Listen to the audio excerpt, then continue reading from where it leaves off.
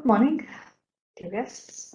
And once again, on behalf of the Publications Office of the European Union, I would like to welcome you to our annual eSenders meeting. My name is Manuela Cruz, I'm the head of the TED and the EU Procurement Unit at the Publications Office. And I'm glad to welcome you to this first meeting after eForms became mandatory.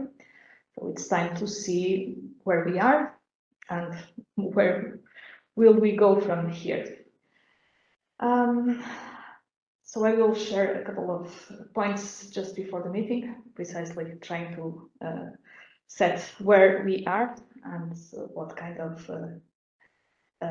meeting we will have today. And then I will just touch upon the organization issues as usual. So where are we? Well, we are in eForms mode. The day for eForms implementation, as you know, was reached already last year on the 14th of November, when our tools were ready to receive, process, and publish eForms in TED. And then we had a second D-Day this year, the 25th of October, when eForms became mandatory. And we will have a third D-Day on the 31st of January of next year, when we will close out the old applications and we will move completely into eForms. We currently reached the state where we are getting more than 50% of the notices that are published in TED every day in eForms format, which is very promising, and where 16 of the EU member states are already sending more than 50% of their notices as eForms. Some of you are actually already sending all your notices in eForms, but there is still a bit of way to go so that everybody is fully on board. It's clear that the situation is still under development, that there are still developments ongoing, improvements ongoing, and we are very happy, actually, that you are already making use of all the applications and tools that we currently have, because that also helps to identify issues, identify bugs, and help us correct them.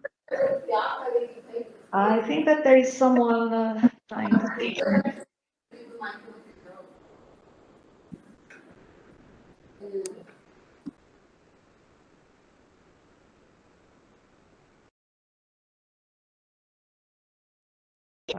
Are available since 2019, and that's the eForms regulation with its list of forms, of business terms, and indicative rules, and the eForms schema and documentation that was also published at the time. In the meanwhile, we made available the API documentation since November of last year. And with all these, in principle, it should be possible to create and send valid XMLs. Apart from that, as you know, we developed a software development kit for our own needs, and we made it available to all of you in case it could be of help. The idea was to facilitate your own developments and make them less painful by profiting from what we have developed ourselves. So we suggest that you use the SDK as such. We understand that it's not always possible. You're not obliged to use the SDK. In any case, you need to have a look at the SDK. That's where we publish the article. We have the schema and where we have the validation rules that you will need anyway to apply. The SDK is not a magical solution, unfortunately, but that's the best we can have. It's possible, and we do hope that you can use it and profit from it. Talking about the SDK, we just released 1.10. You may have seen, so we hope that improvements are being brought in. And we are trying to do our best to bring you as much support as possible in this position. We make documentation available much more than in the past, as you may have noticed. We have a business help desk, we have a technical help desk, we have had dedicated meetings, we have we had 4 dedicated meetings to eForms this year. We will still have a couple next year to help the smooth transition. We have a preview environment, a test environment that you can use to do your own tests. And we had a couple of webinars, actually 3 webinars on the use of eNotices 2. The webinars were not dedicated to you, eSenders, but I guess that many of you actually participated, and you could see, what we did for our own tool for reception and creation of notices. And we try to listen as much as possible. That's why we organize meetings with you, and we try as much as possible to look at your comments and suggestions and implement any developments that are needed. And we do appreciate feedback. Publication, we have been publishing the presentations of this meeting, so in case anyone asks, yes, the presentations that will be given today will be published in the website of the meeting. And we publish as well a summary of the questions and answers given during these meetings. So all this is known, but always good to recall it. So today's meeting, as we have been doing lately, we will have the first session in the morning between 10 and 12, 10 for European time. In the morning, we will have a series of presentations, and you can see that my colleagues have put online again the agenda. So we will start with an overview of the current eForms implementation. Carl will lead us through. Then Mark Christopher Schmidt from DigiGo will give us the policy outlook of things. And then Yanis Sohatzakis will give us the latest on the SDK. What are the SDK upcoming changes and what are we planning? We stop between 12 and 14. At 14, we start again, and we will address then the questions that you may have raised during the morning session. So as usual, please put your questions in Slido. We will give priority to the questions addressed in Slido. And of course, we will also have a look at the chat of this WebEx meeting, but in principle, we will try to give priority to Slido. Any questions? All questions are welcome, of course. This is an online workshop. As you know, we would have liked to have a physical presential meeting. It was still not possible this time. Maybe for the next annual seminar, it will be possible to meet again in person. As with any online meeting, well, we are all used to it, but again, in advance, apologies for any hiccups that may happen. Bear with us, we will try to do our best. Our support team is there ready to intervene. Today I saw Jenny and Panos, so I'm pretty sure that they will be here to help us with all this. Please mute your microphones, please keep your cameras turned off. Again, send your questions through Slido. We will do our best to go through them. And as you have seen in the last meetings, well, Carl is very good at addressing all the issues. So we will, I'm pretty sure that we will do so this time again. So that covers basically what I had to say as a welcome note, and while waiting for all the participants to join in. You are free to ask questions, but we will also have a couple of questions through Slido, and my colleagues will launch the questions immediately, as I see. So the idea is to see where you are, what are your concerns, and what we can do to help. So let's start, and let's have a great meeting as usual. So Carol, I'm passing the floor to you. Thanks, Manuel. Thanks for the introduction. I hope you can all hear me well, and good to see you all online. Yes, hopes to do anything in person was a little bit limited by time and capacity, but maybe next year we can plan something different. So our questions in Slido are just coming up. So yes, this was a word of your year with eForms, just to catch the the mood.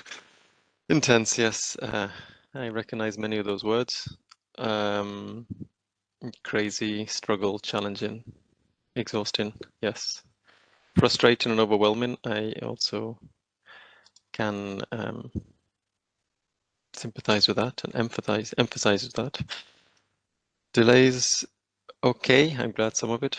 Horror, yes, it's been quite tough, and uncertainty. So fun. I'm glad some people enjoyed it. And there were times when you get a success, that's very good. Überstunden, I think that's overtime. So yes, it has been a difficult year to take a break. Disastrous, yes, that would have to challenge, but challenging and intense, I agree. It's true. Too many rules, yes.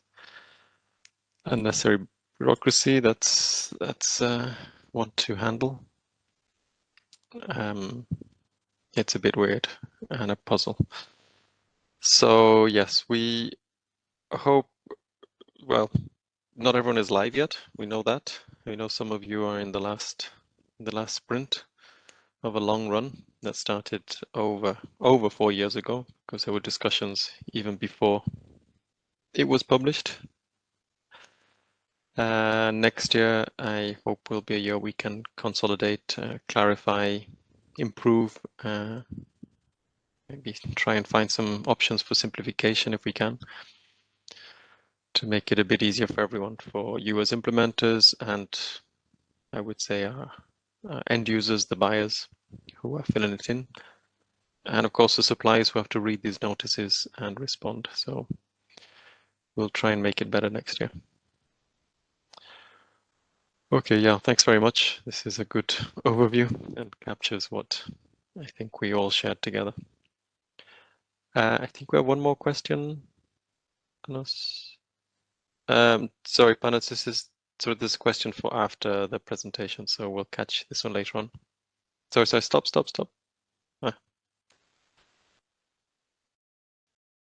Okay, let's go with this question. This was the question we were planning to ask after the sessions, but we can do it now. So yes, we're asking when you're moving to. So some of the discussion today will be about, even if you're not even live yet, you already need to be thinking about the next SDK version. We'll talk about that later in the presentation. So it's to get a feeling of which one you will move to. Because some of you might have started already moving to an existing one. Some might be planning for something a little bit later. So it really depends on your software cycle, which one suits you. We'll discuss the versioning and the how long they can stay active. So okay, 1.10, that's good.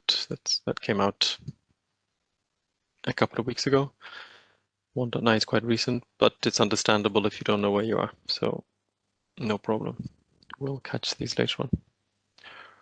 Okay, thanks very much. We'll ask you more Slido questions after the session, and the Q&A we'll do after the summer. So I will start to share my presentation. Yeah, so thanks for the questions. We'll catch them before the break if we have time, but probably after lunch. So I think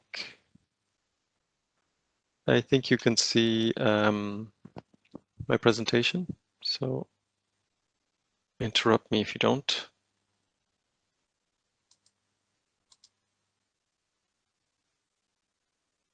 Okay, I'll just get back to this. So my presentation is about where we are with eForms and implementation and what's going on. We are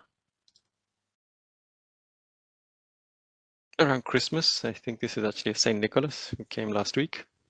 For those of you who get a visit by St. Nicholas, I hope he brought you all the presents you wanted. For those of you under other Christmas traditions, you might get them around the 24th or 25th, or maybe the Kings bring you something in January. So Anyway, now is the time for gifts, and some of that will involve eForms.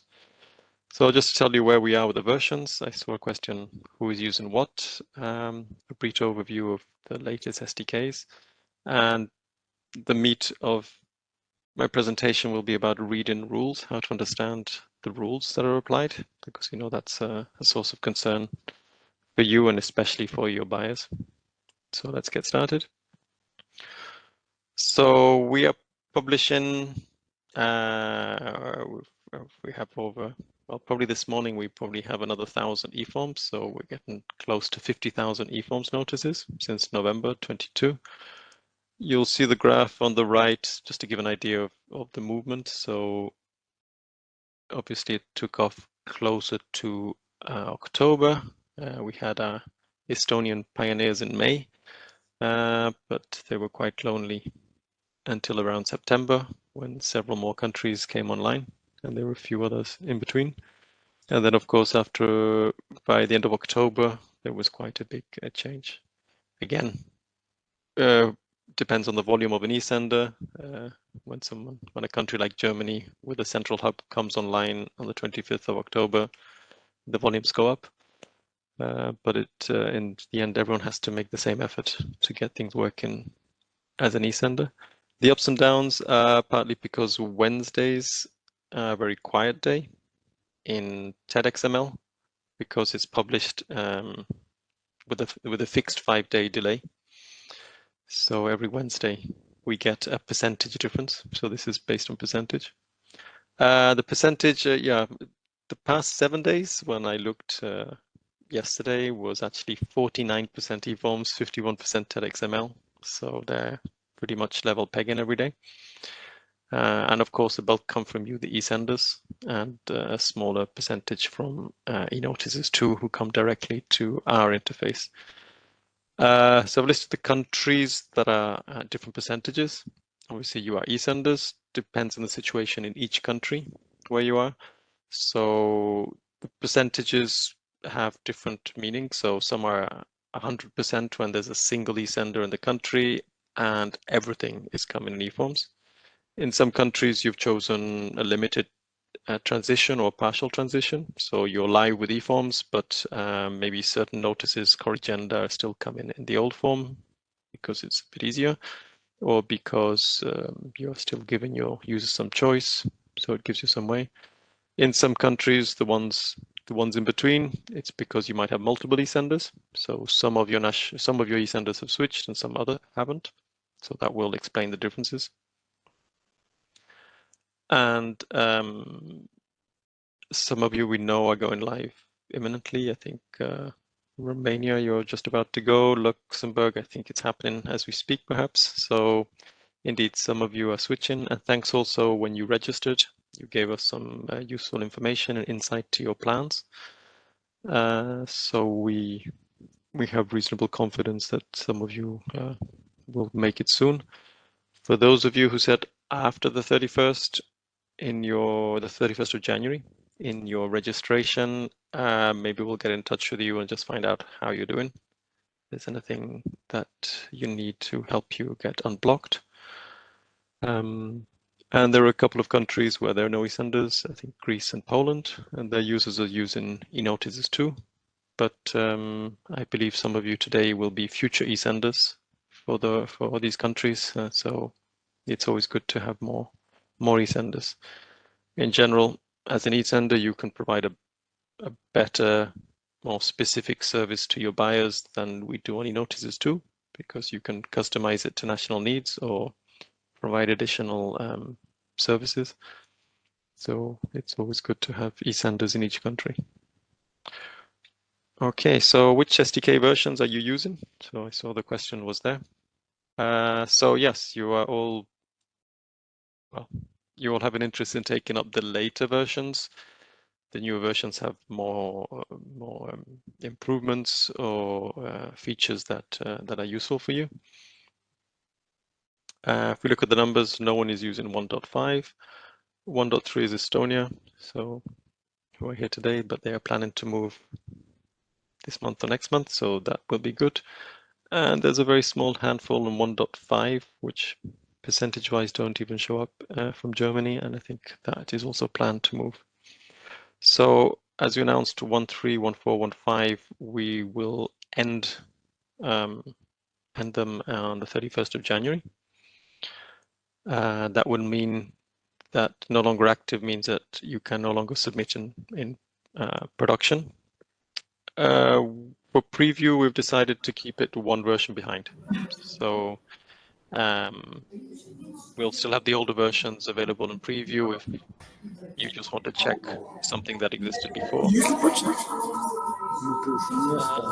Manos, if you could just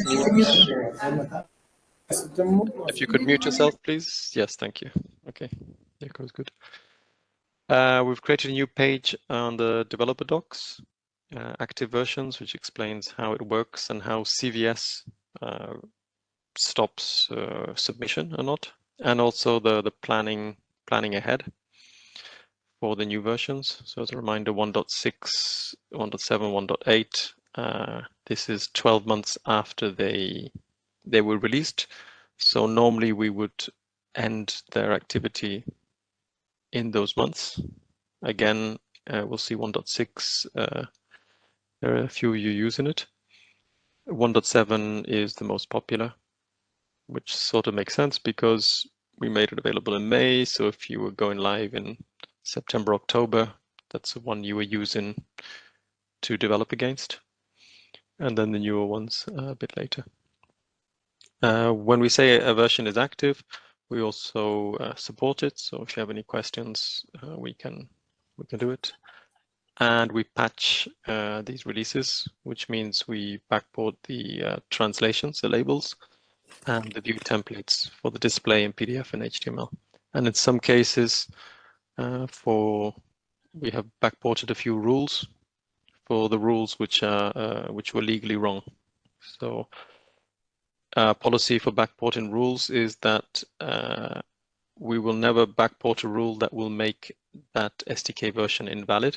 So something that validated in 1.6 back in March will continue to validate even if we backport rules. So the rules would always get looser rather than tighter.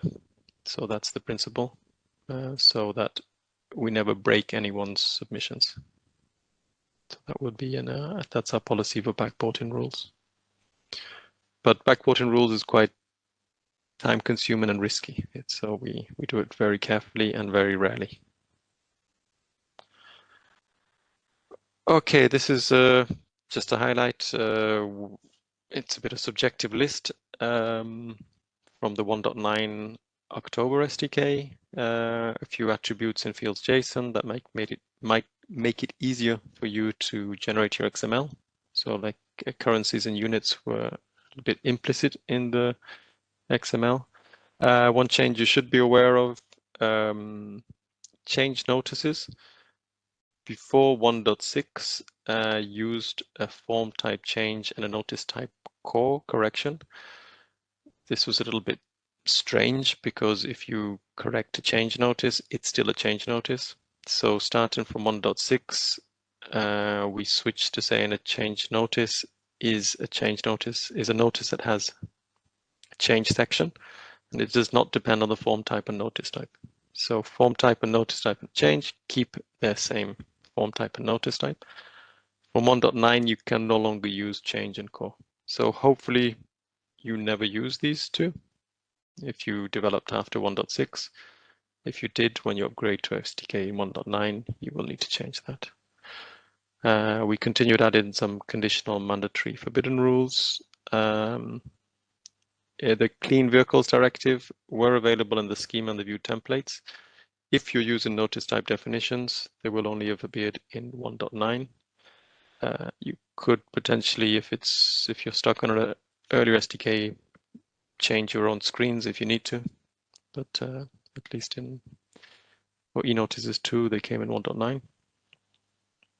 We added a dynamic rule to check that the notice ID is unique, so you don't reuse a notice ID. You can leave, if you use unpublished fields, you can leave the date empty. So if you want to never publish. Preferred publication days can be the same day as dispatch date. This was just a loosener rule. It doesn't really make sense to ask us to publish today because that's impossible. We cannot publish the same day. You could tell us to publish tomorrow, but if you leave it empty, it's the same thing. So preferred publication date only really makes sense 2 or more days afterwards. Cancel and cancel intent. This was a rule we changed in 1.9. So the cancel change notice, as mentioned before, we generally don't recommend you even implement it for your users. It's very risky. And here for competition notice, once the deadline has passed, for us it makes no sense, and it's actually dangerous to cancel a competition that has already been submissions have arrived already. You cannot change history. You ran a competition, you had a deadline, you can't cancel it afterwards. It's already happened. So we had made it impossible to do it. We have had some feedback about cancel intent. So we might have to loosen that rule for cancel intent, because you might want to change the cancel intent and then afterwards actually cancel the lot of the procedure. So it's an intermediate stage, which might still make sense after the deadlines. You have to do that. Again, the general reminder, if you want to cancel a lot procedure, what you always have to do is publish an award with no winner. That always applies. So there's no real need to cancel a competition notice. So cancel competition notices might make sense in really short term if you really regret it, but that's not how you cancel a lot, not how you cancel a procedure. Again, the patches I mentioned, and here's a link to the tag. Sorry, I should speed up because we'll do it. 1.10 came 1st of December, I think. So again, we continued adding some conditional rules. There's a new way of checking the procedure type against the notice subtype. So we have sub code lists that let's say which ones are valid. Some rules on accelerate procedure. Make sure identifiers are unique. So org001 should only exist once, for example. This was a change, a question of some debate. Until now, we have checked that the dispatch date is the dynamic rule was submitted less than 1 day ago, so that it gives us 5 days to publish legally. If we lose a day, it still gives us 4 days, but we don't want to get stuck in our time. But there is a BT 803, which allows you to set the eSender dispatch date. If in the way you work, there's a gap between when the buyer sends it to you and the time you send it to us. So you can potentially have 2 different dates here. So we won't reject it if you change this date. So we also adjusted the duration fields. So if in your case, if your buyers do not want to put a start date, an estimated start date, it's now possible. It's not recommended. It's not a very good practice, but it's now possible. The open event was adjusted as well.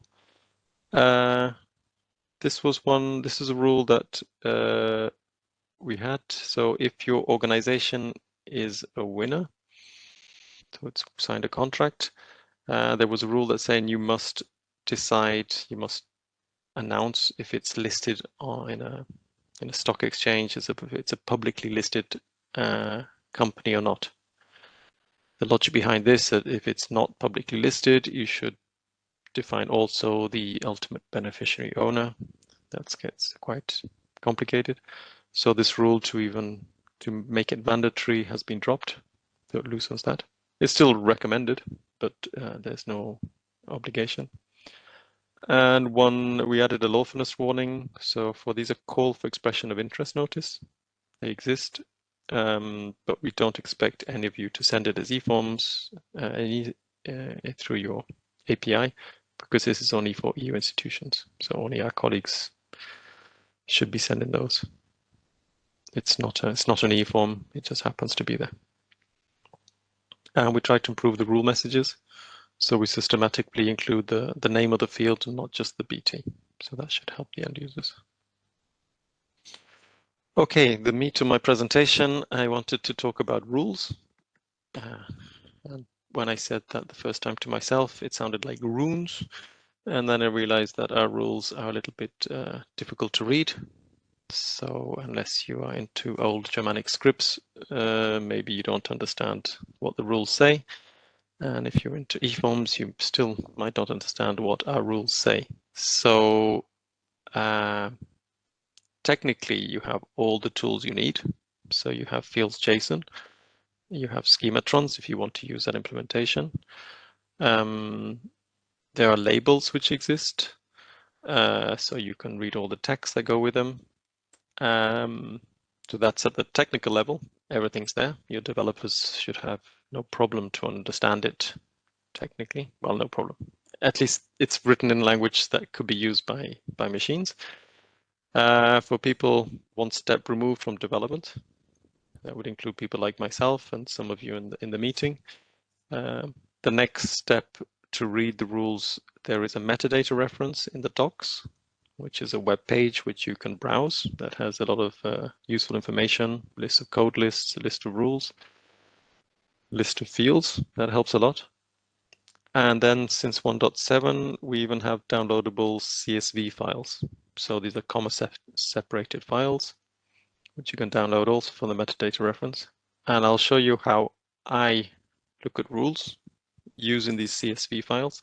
So for those of you out there who are not so technical, what you do, you get the CSV file, you import it into Excel, and then you've got everything in one big list.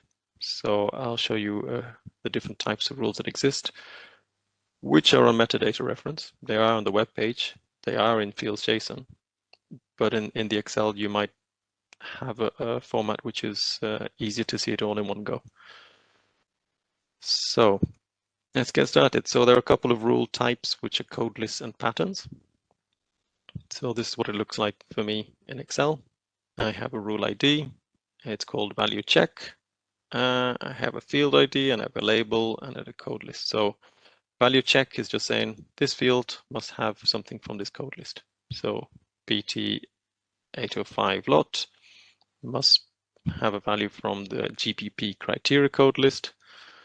The rule label tells me in principle everything I need. So there's no big surprise. And if I actually want to look up the code list, there is a nice web page for that. So that's, I think everyone understands that one. Pattern matching is similar. It's making sure that the field matches a pattern or format or a structure of text. So here, for example, BT 125I lot. So the identifier with the previous notice planning, I think. It must have a pattern, and here it gets a bit more cryptic. The pattern is called procedure version ID or publication number. So what this means is it's the UUID or the publication number on TED. So 6 or 8 digits -year. The actual pattern itself is a regular expression. So again, those of you who are not so technical, including myself, regular expressions are not that easy to read, but they're visible on the web page. In some cases, it says email or URL, so you can imagine what it is, even if the regular expression is a bit unreadable. But then you try and grab a technical colleague who can read regular expressions, can tell you what's going on. So those are fairly clear. Co-constraints, we're getting a bit more complicated. So co-constraint compares values between the fields in the notice. So, is this date bigger than that date? That's an easy case. There are some more complicated ones and there are more simple ones, but that's the concept of co-constraints. So here, for example, it's one about opening date and deadline for receipt of tenders. So the field ID is a field that triggers the rule. So in Schematron, in this case, there's the words. Those of you who know Schematron, you'll see there's different stages. The Excel even has that stage. When the XML is being checked. When it hits this field, it says, what rules do I have for this field? This field has a condition, sorry, this rule has a condition and an expression. So the condition is, have I got a condition that has to be fulfilled first before I check the rule itself, the expression? So the rule is a combination of two things. Not every rule has a condition. Sometimes it goes straight to the expression. So here the condition for this rule is, well, is it actually filled? Do I have an open date and a deadline for receipt of tenders to compare? Otherwise, there's no point checking because the rule will trip me up. Again, a simple condition, understandable, written in EFX. So the eForms expression language. Again, it's technical, but it's perfectly readable. This BT is present and this BT is present. I think we can understand. And then the rule itself, is this date greater or equal to that date? So I can also read this one. There is one thing which is a bit more at XML level, just to know that there is a context as well. So this is a node in the XML when the rule applies. So because you might have, I think you can have the same fields or similar fields in different contexts. So it might apply in one context, but not in another. Generally, it's in the obvious place, but at a business level, that's a bit tricky to understand, but at a technical level, your developers can help you. And then, yes, you get the rule label. This is what's shown to the users. This one's all in English, but in the translations, you can see in your language. So if your application, like eNotices 2, if you choose to send these rules directly to your buyers in your application, if you're reusing this aspect of the SDK, you need to be in a position as an eSender to be able to respond to the questions from your buyers first. So if you ask our help desk and you're an eSender, our first response will say, well, please have a look yourself first. You are expected to have the technical and the business capacity to be able to say why this rule is happening. We can help you understand the rule themselves, but have a look. So one of the intentions of what I'm telling you now is that in your teams, you need to know how to support them. Again, these rules are visible as a web page. If you want to look them up quickly, you can go to the web page, or you carry around an Excel to look into. Okay, now we're getting a bit more hard code, but it's a similar concept. We have mandatory and forbidden rules. So the vast majority in your Excel, I don't know, 32,000 rules out of 33,000 rules are mandatory or forbidden rules. It's self-explanatory. If this rule, what the difference with these ones is they apply for each notice subtype. That's why there's so many of them. So a field in a simple case, if you imagine the regulation, the annex, where it says this BT in this form is mandatory or optional, or it's blank. Mandatory is always mandatory. Blank is always forbidden. And what is not encoded as a rule is it just says optional. So if it's neither mandatory or forbidden, it means this field can be filled and it's optional. There might be co-constraint rules, there might be some other rules around it, but these are the rules that define which fields can exist in each form. Normally, your screens and the notice type definitions don't even offer it to the user. But from an XML point of view, we need to check for these things because we don't know what you put in your screens. If your screen offered a field which is forbidden in that subtype, we need these rules to stop them. So you will see there are cases where forbidden and the condition is empty. If there's no condition, then it's always mandatory or always forbidden. Those are the simple ones. So the condition EFX field would be empty. If we add a condition to mandatory forbidden, they become conditionally mandatory or conditionally forbidden. So this is how the CM rules from the extended annex are implemented. So in this case, we are seeing It's a conditionally forbidden rule. The rule type is forbidden. My field ID is the opening date. It only applies to this subtype 16, so general directive contract notice, one of our favorite ones. And what we are checking is that it's not open. So we are checking that the opening date, luckily the rule is there to help us understand this all, but the logic is fairly transparent. The opening date is not allowed in 16 if the type of procedure is not open. So it's a little bit double negative, but that's a condition. So basically open date is only allowed when it's open, and all the other procedure types you cannot have an opening date. That's what this rule is saying. So if I'm in a contract notice and I chose a restricted procedure, then I would get this error if I fill in opening date. Again, there's a web version of all of this. So rules applicable to specific notice subtypes. That's the difference. So these ones have notice subtypes, may or may not have a condition. Okay, I'll get to, there are fun types of rules you'll see in the Excel also. It's called repeatable, and these are for repeatable fields in the XML. So that's just a more of a technical one. Lawfulness, a particular type of rule. There's only a handful of them. And these are the only rules that result in a warning. You'll see all the other ones result in an error. So all the other rules, if you hit the rule, the notice is rejected by CVS. You will get no further. If it's lawfulness, as we've seen before, the CVS will let it pass. It will tell you there's some lawfulness warnings, but it won't get rejected.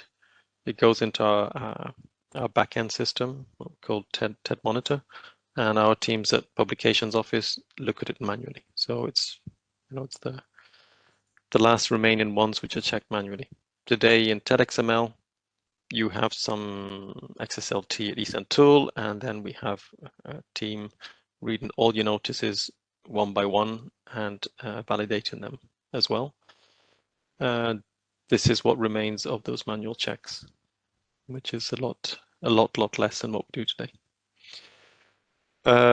But here we see there's a handful of cases. There is a small number of cases if your notice is in English, which only concerns very few of you. We have this check that's saying it must not contain the word sale, because you don't sell things on TED, you procure things on TED. This is like a mini proof of concept to see if we can pick up risky words, but we're not going to extend that particular technique, because otherwise we'll need a whole vocabulary for every language, and it is not really sustainable. So we have three notices that are interesting for you to know. We check if the organization of the buyer, we check if the buyer is in a lawful country. So lawful country is EU, EEA, Switzerland, and several candidate countries and partner countries, so Turkey, Ukraine.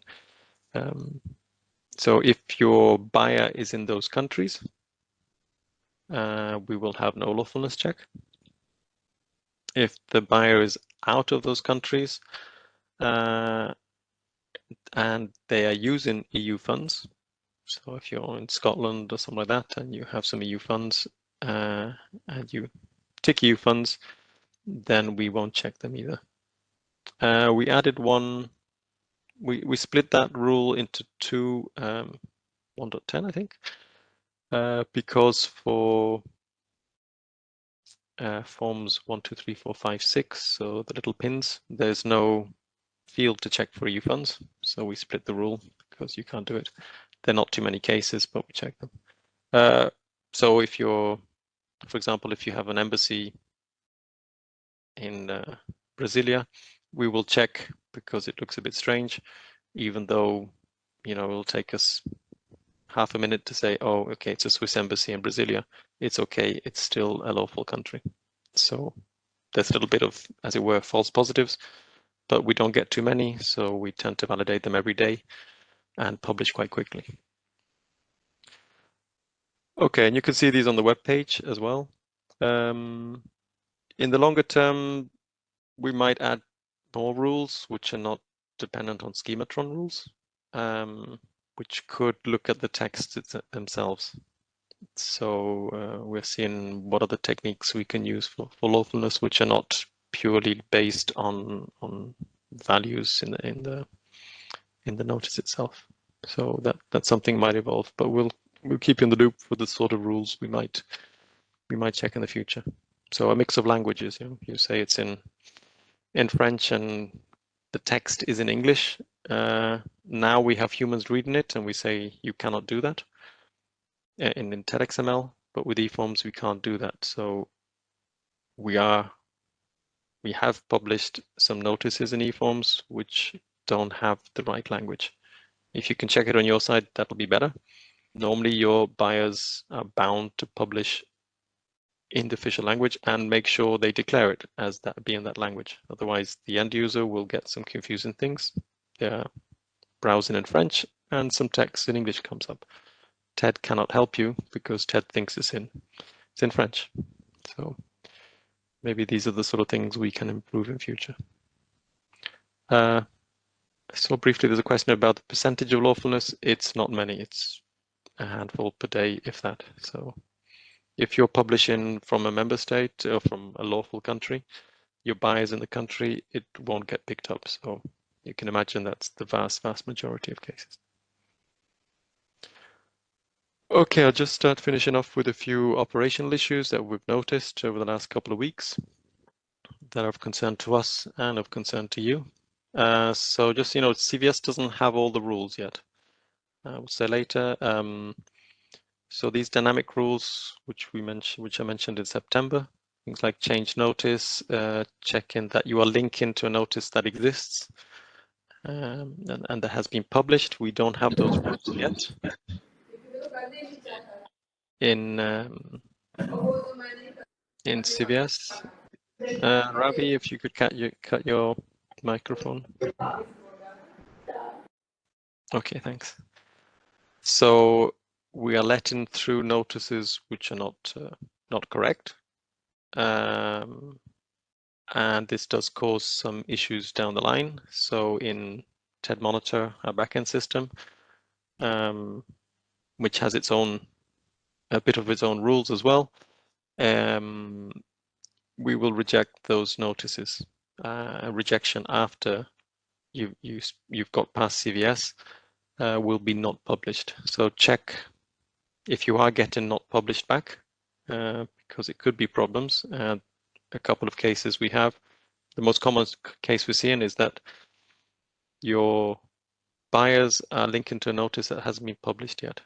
So they send a notice this morning, and before it's published tomorrow morning, if you go as soon as possible, they've already sent another change. And they say, I want to change the one I've already sent to you.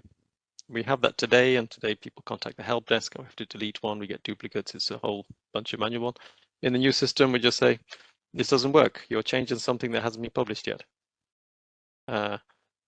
If that happens, the user say, I've sent you something. It's not published yet.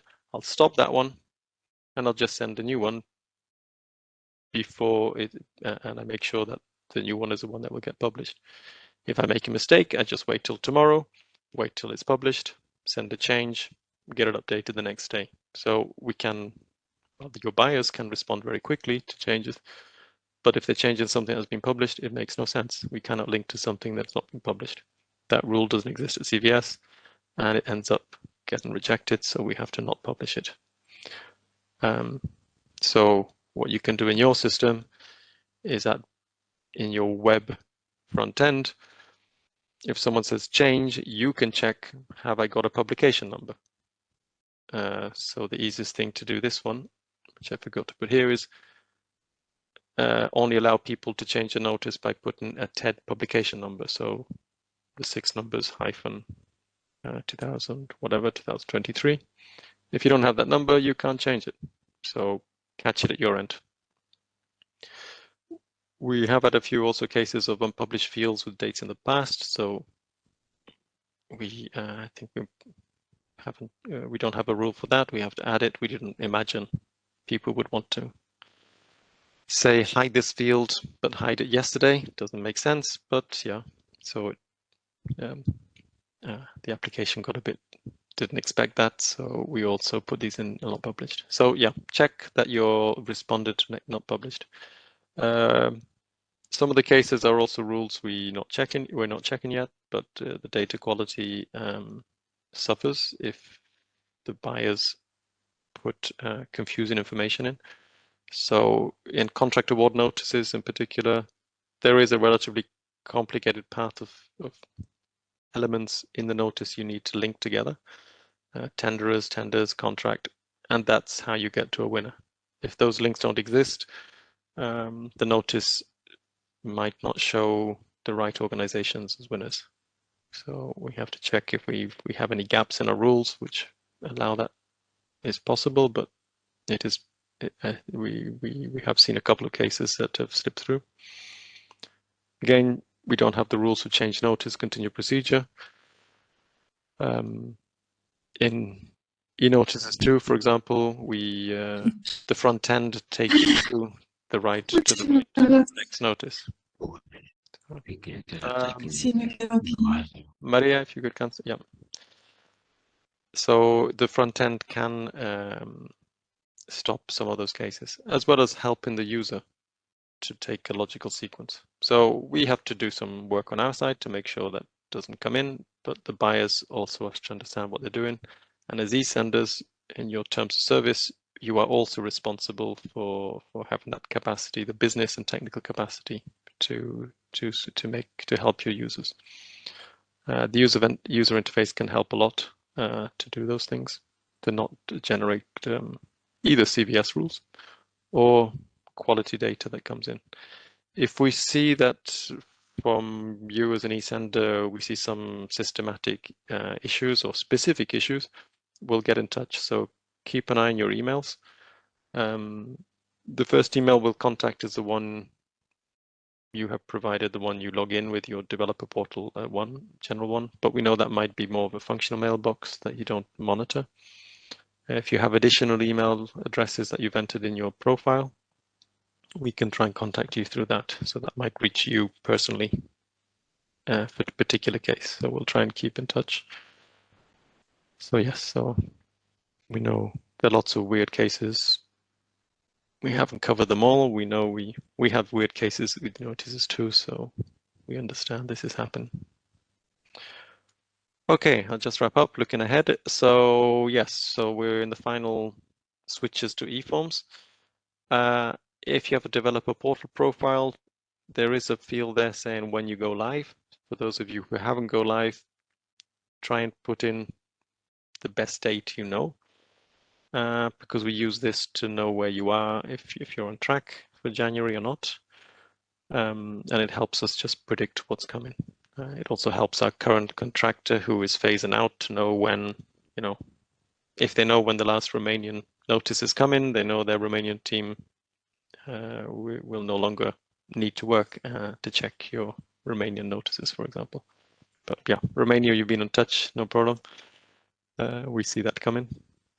And yeah, there's a bulk of our team is actually in Romania checking your notices. For eSend tool, what is planned here is the eSend tool, we will switch off the submissions on the 31st of January, okay, at midnight. So we'll still have 5 days to publish them. So the actual switch off will be the end of January. eSend tool will still be available. So if you want to search, consult, we'll keep it available for another 3 months. So if you have any information that you have an eSend tool that you want to check, or if you want to extract, and that will still be there. Certainly for the following 5 days, you want to know that what you submitted on the 31st actually got published and your application is updated. Some developments we want to complete soon to expose to you is that for eForms, that you get a reason for not published, so you can get that back through the API even, I think. And also the expected publication date. This is so that you and the user and the buyer can know which date the notice will be on TED. So if you submit something this morning, you can reasonably expect it's going to be there tomorrow morning. But to get that date back explicitly saying, yes, no, there's still time for tomorrow. If you send it at 6 p.m. in the evening, it's very unlikely that'll be the next day. So we would send back saying it's going to be in 2 days' time, 2 working days' time. So that's quite a useful piece of information to know when to expect something on TED. In terms of SDKs, the next one will be SDK 1.11. So we think that'll be in the first quarter next year, possibly February. We'll see how we're doing with more incremental improvements. I can't think of any huge developments, but a bit like 1.10. So that sort of level of change. SDK 2.0 again will be for next year. There's already an alpha version to check. And from a rules point of view, that's also when we want to implement the rules for change notice, continue procedure, contract modification. So some of those rules which we haven't done yet. What we call API version 3. It shouldn't be a huge change, but next year we will keep you in the loop. There will be new URLs to access all the APIs in a more consistent manner. Functionally, it shouldn't have an impact on you. The same functions will be there in a different API, a different URL, and the old APIs will be available. We'll see for a good period of time, just to give you time to switch URLs.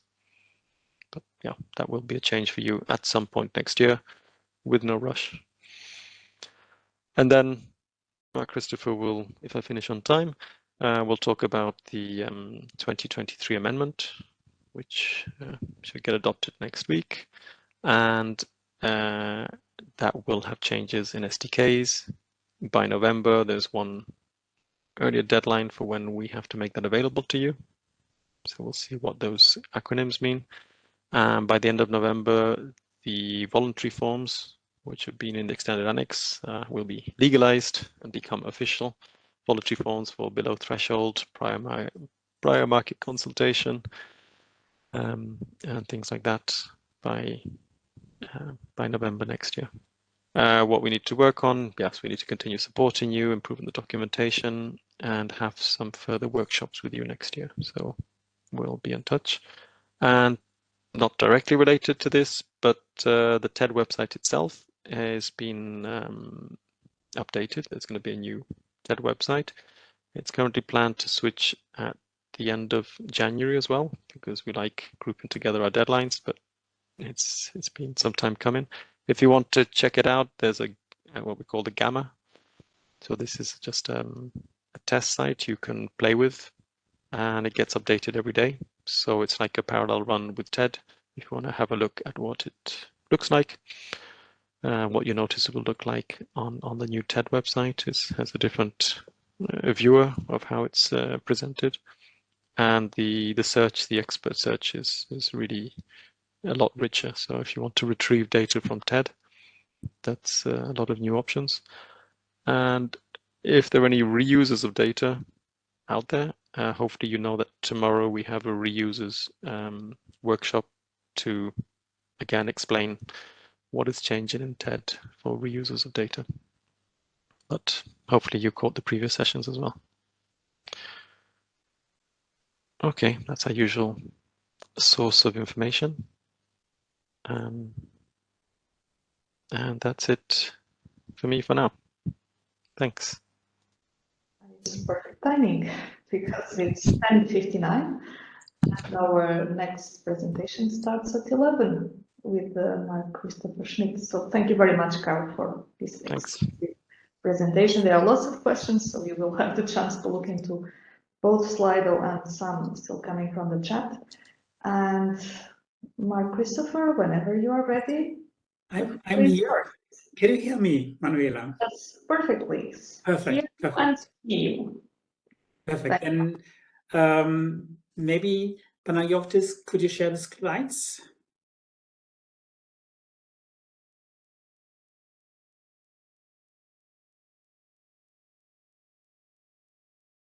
So I will speak today about eForms and try to be a little bit more innovative with the title "What's Up eForms" and to give also a policy outlook. If you go to the next slide, the first main topic, as Carl already introduced, is to speak about the eForms amendment that we worked on this year from 2023 that will be actually active as of next year. Could you go to the next slides?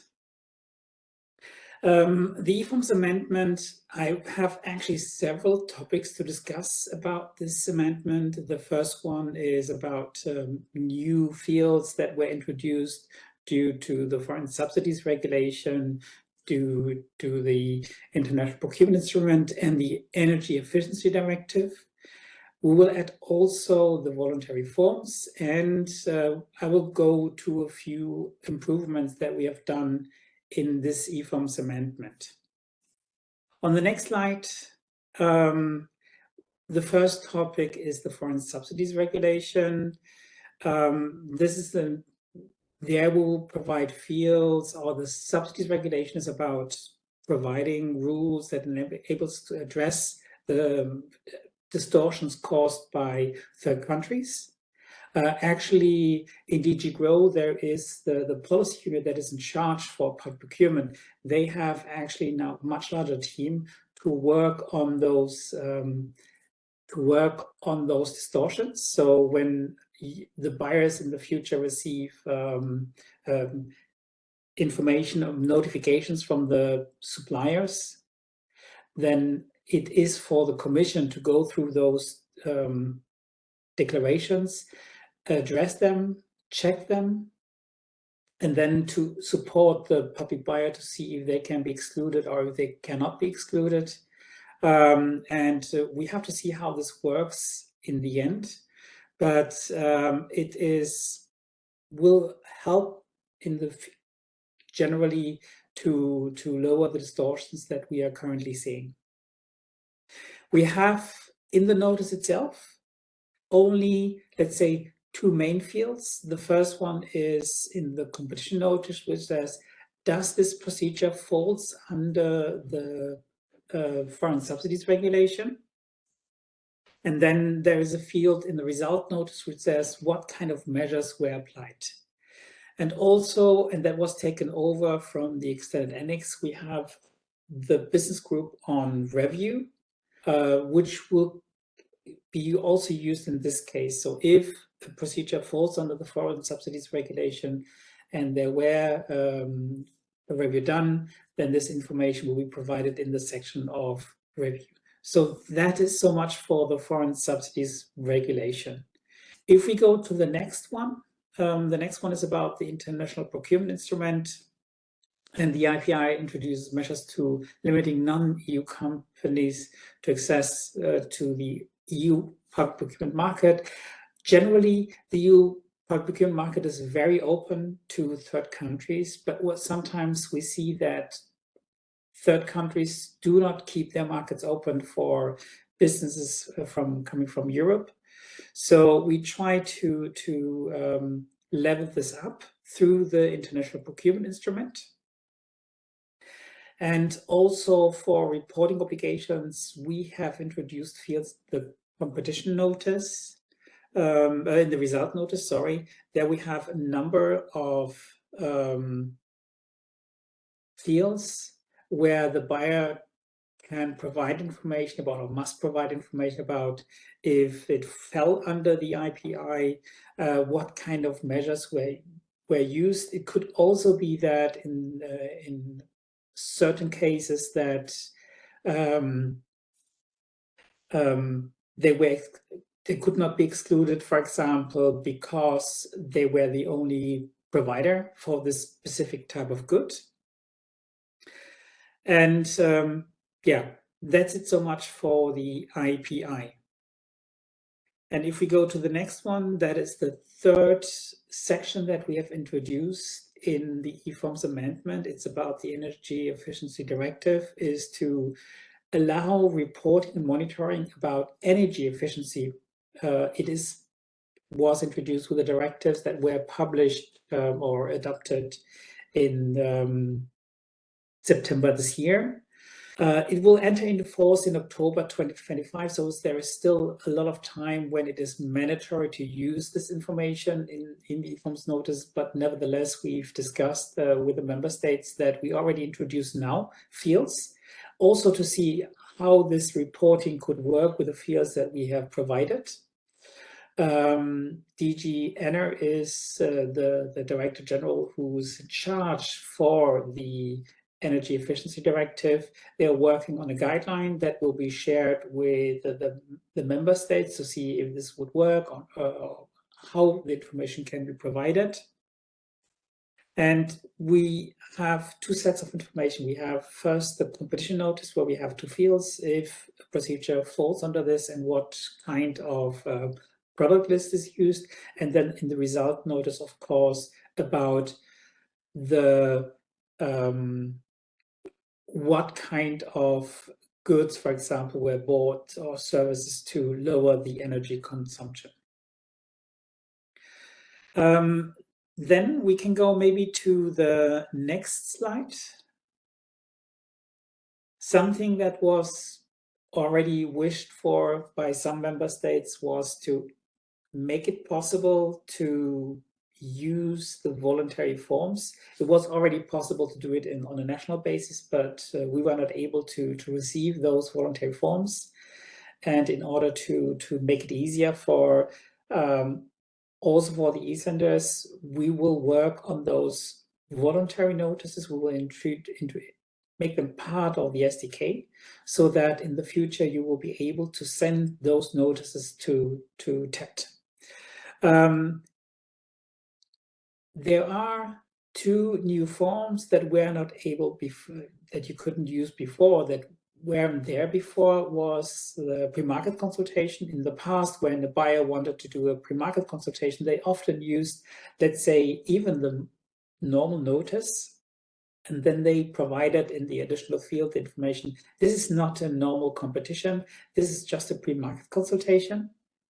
With E1, it will be possible for you to, or for the buyers to indicate that this is really a pre-market consultation. So there is no need to use a competition notice or a PIN to say, we have a pre-market consultation. So in the future, please ask the buyers to make use of this notice.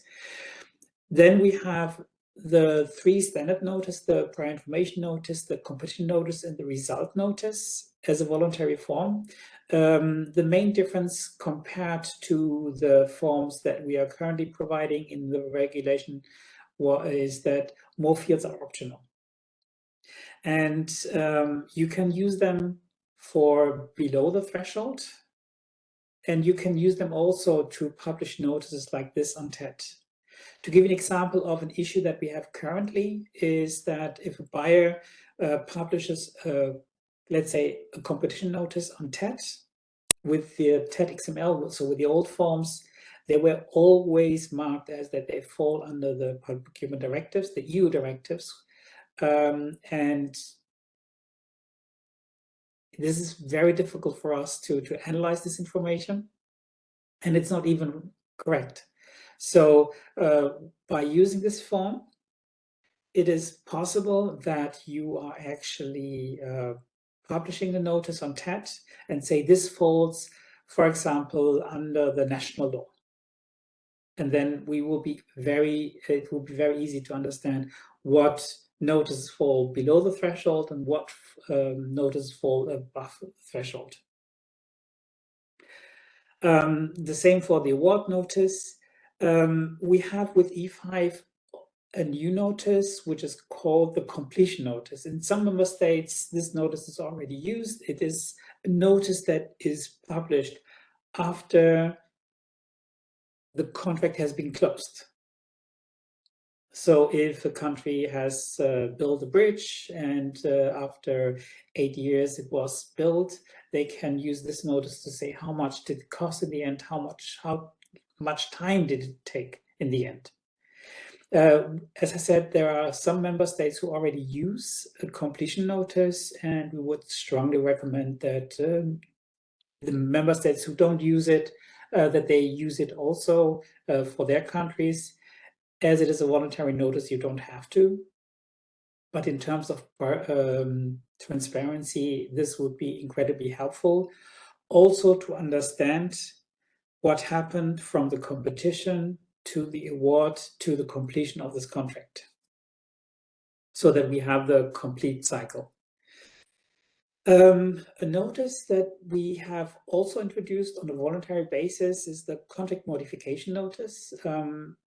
We have the ones for the classical directives, so for the 24, 23, and 25, but it was not possible to use it for the defense directive. And actually, the colleagues approached us to say they would like to have those notices as well for the contract modification notice for defense.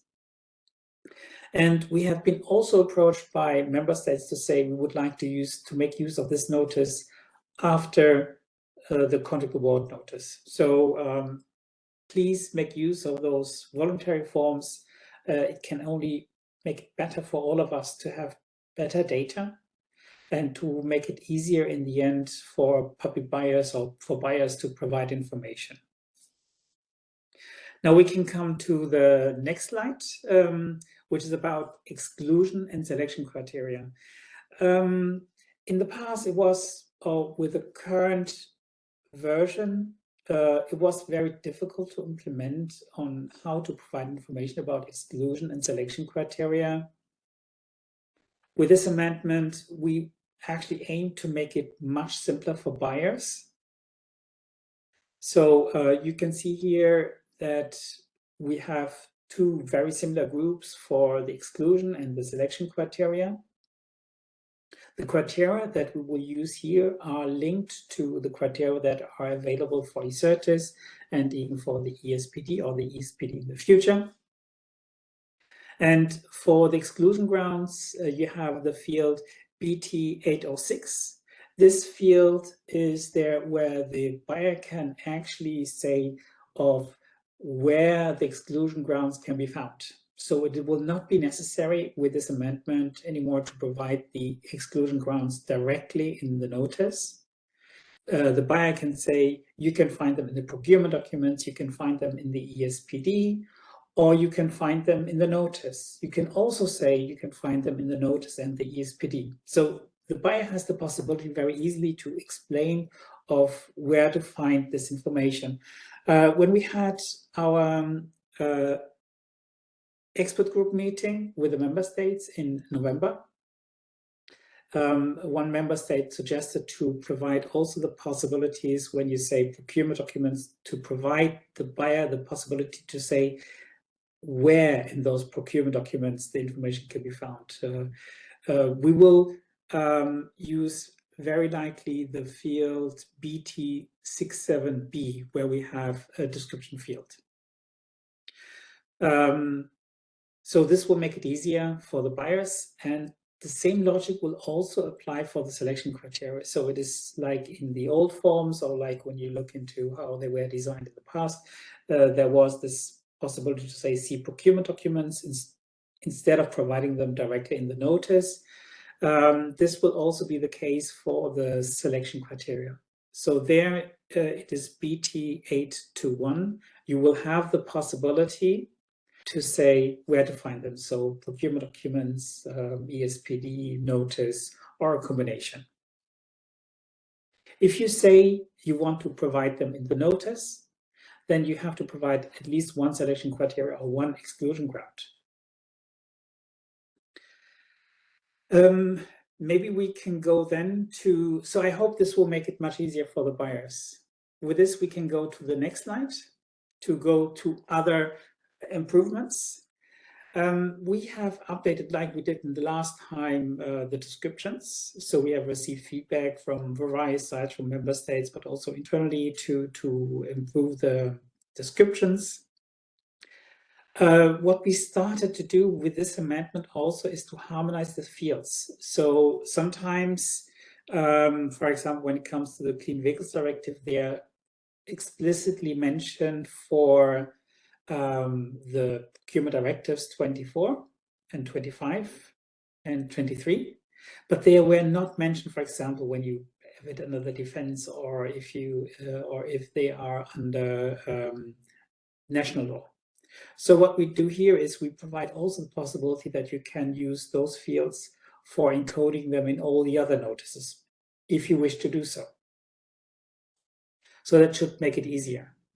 And I think the biggest advantage of this amendment is there will be no different external extended annex. In the past, we had the legal annex that was published, and then we had the extended annex, this Excel sheet, where we had additional information in it.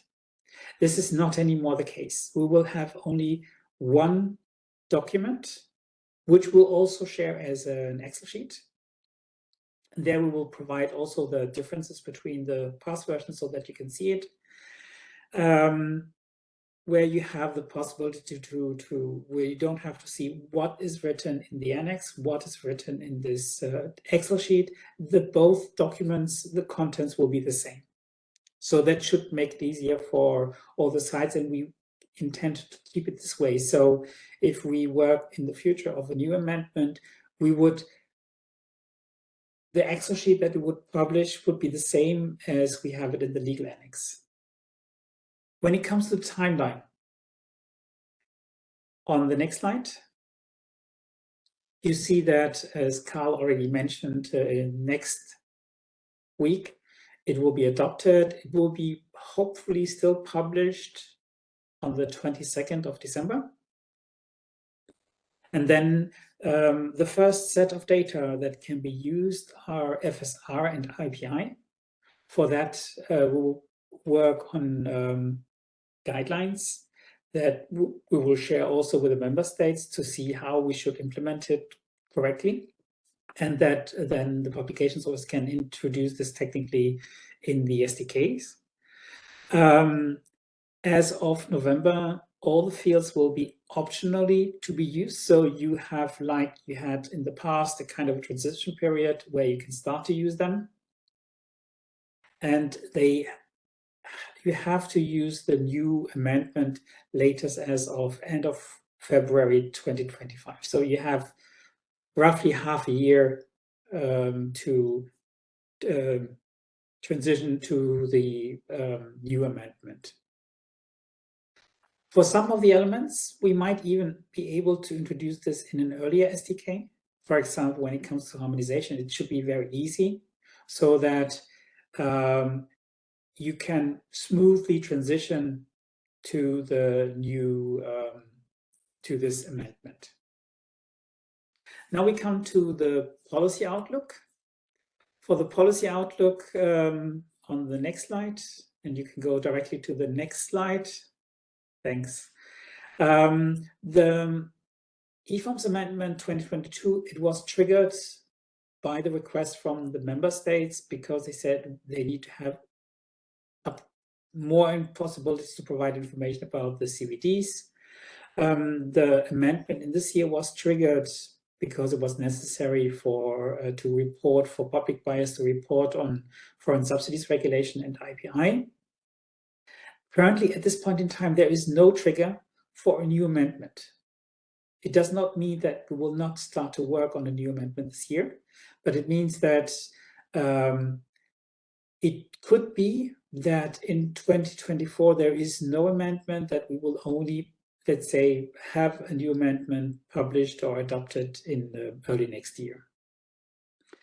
We will use the time on our side to work more on guidelines. There was a kind of a general request to make it easier for buyers to understand what they should provide. We will start with FSI and IVI, but also strategic procurement. What we want to do also is to further harmonize eForms. If it would be for me, I would try to shrink down the number of notices to bare minimum.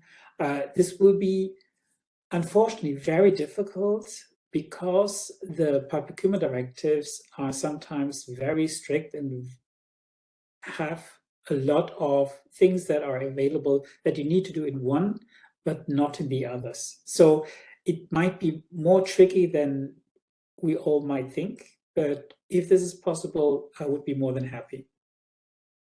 And what we will do also, and I think it will be also helpful for you, is when you publish notices to TED, currently they are published to TED, and then we have the TED data reusers. We have also NGOs who are using those data, but through the PBDS, we will also want to learn on how eForms are used and what can be improved. This brings me to the last section of this presentation. Can you go to the next slides? It could be that you probably have seen already this presentation.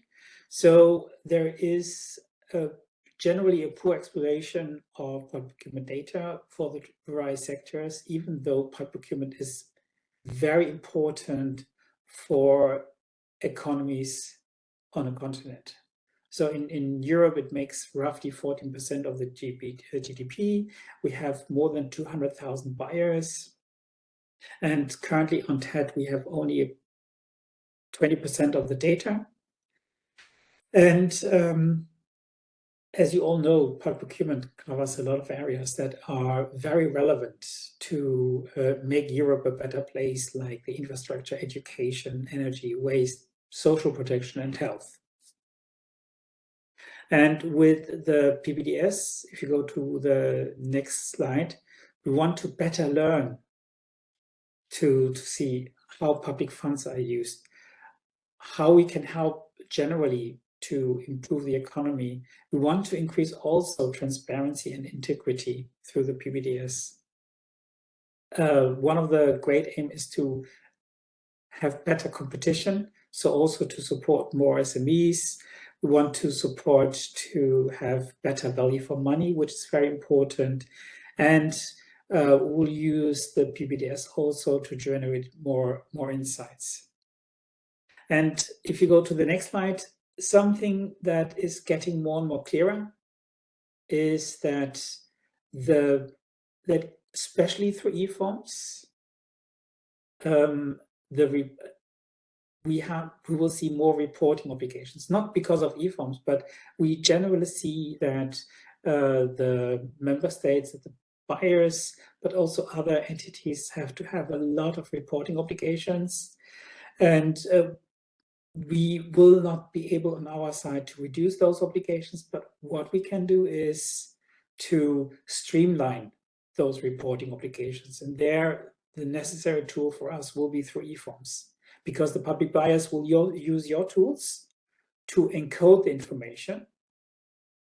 So your services are very important in future to provide or to support the buyers to provide fill in this necessary fields. And things that we will see is that notices that are published on TED, we will process in TED, and then we will provide various dashboards. We will have a dashboard on the foreign subsidies regulation, on IPI, on energy efficiency, and also green, social, and innovative procurement. So the data that we will collect or that we will have at our hand through TED, we will publish on the PBDS to show, to support you also for the reporting obligations. How the PBDS will work is on the next slide. We have, you can say, roughly 4 layers. The first one is the data source layer, is where we have, for example, TED data. We will have also data from the member states. We are starting now with Austria and Finland to collect this information. We will add other member states as we go.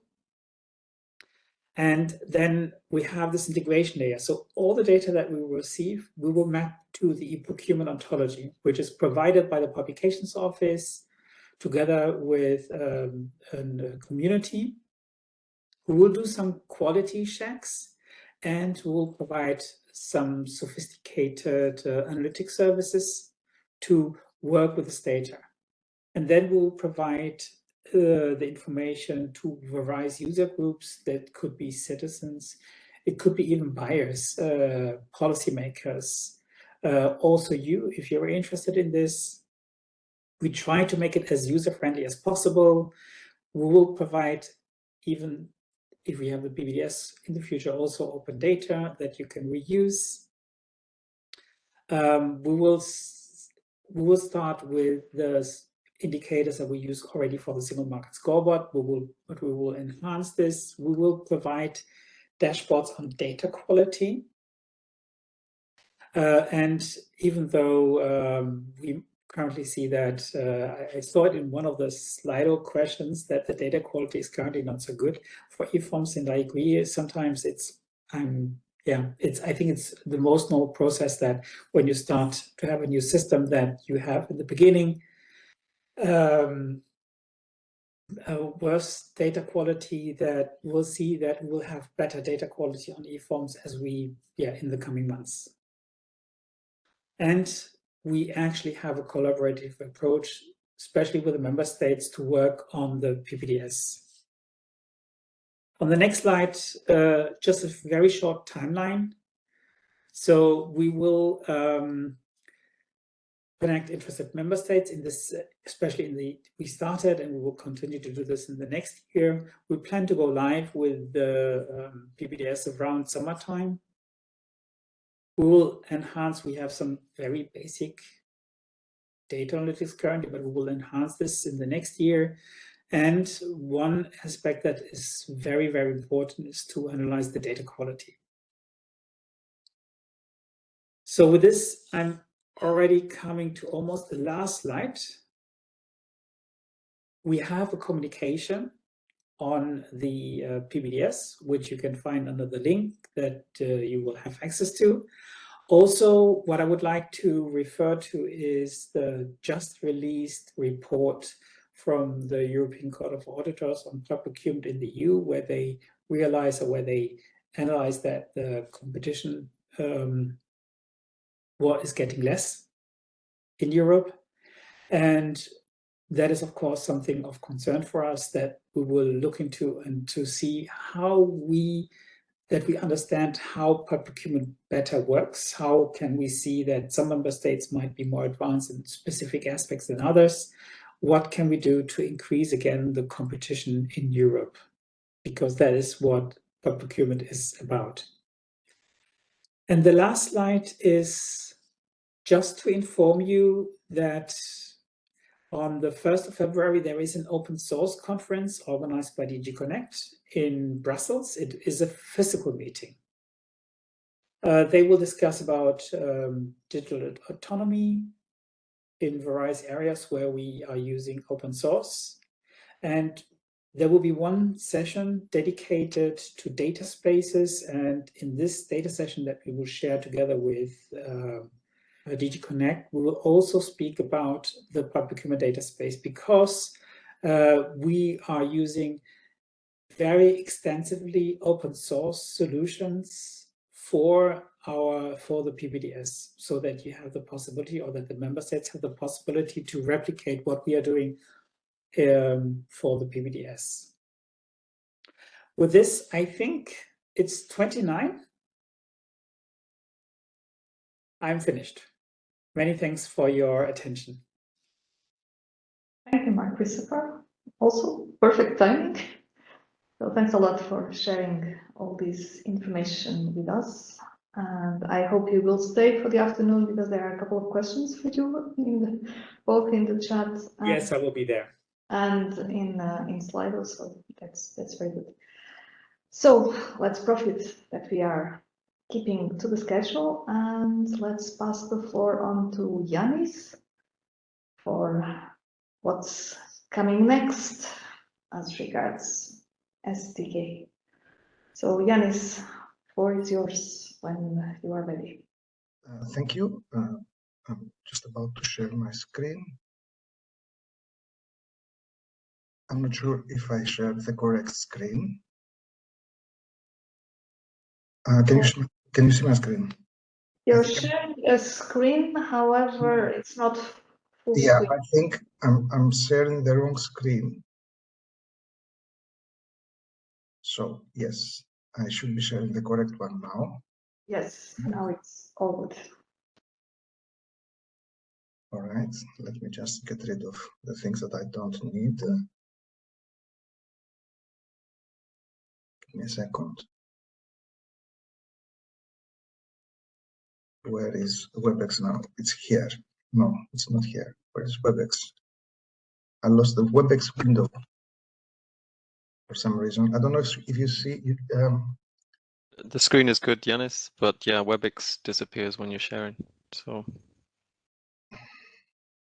Okay, give me a second. I will share again.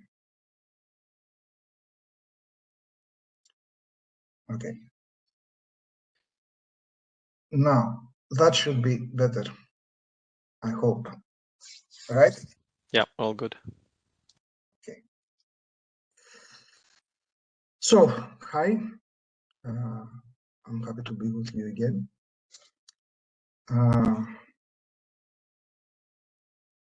Let me see if there's a response. Yes. So today I want to talk about change, which is a seemingly less technical subject, but it's an important one because it's our common need to adapt to change that was brought by the eForms regulation that brings us together here. So I will talk about SDK changes and SDK versions, make sure that we're all on the same page. And I will also talk about the new tool that we're working on, which we call the SDK Explorer. I know that many of you already are familiar with what I'm going to talk about, but I think this is an important topic that we need to revisit and make sure that we all have the same and clear understanding of it.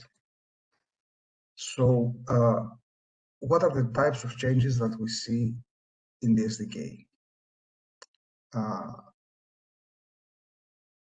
The first big group of changes is what we call major changes, and this happens rarely. We only had one so far, and then some hypothetical examples, or they could be real at some point, but never happened. Could be if we have to change the grammar of the FX language, that is a major change. Or if we decide for some reason that JSON is too big and there is too much information there, and we decide to split it into separate files, that would be a big change. Or if we decide that we don't want to use labels anymore in XML, we need them in JSON, that's another big change. In general, a major change is a change that requires intervention in the software that uses the SDK.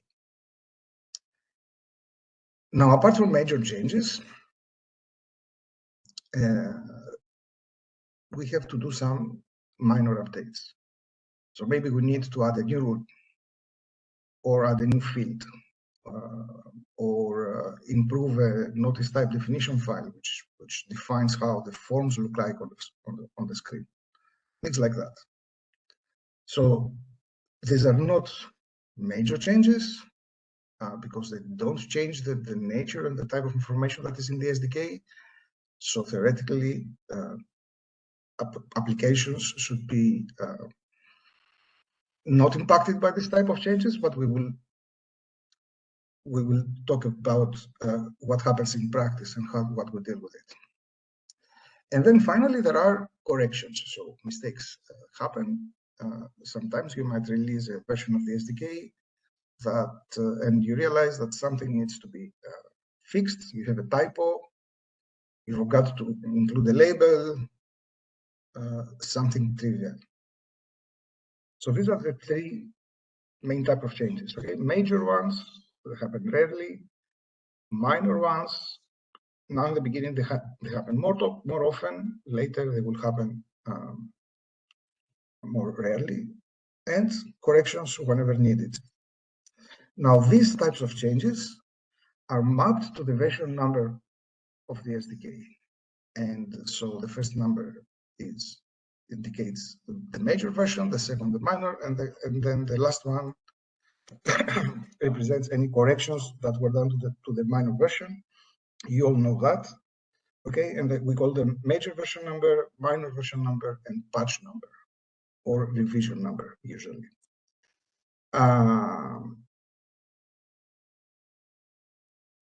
Now, currently we are in the version 1 of the SDK.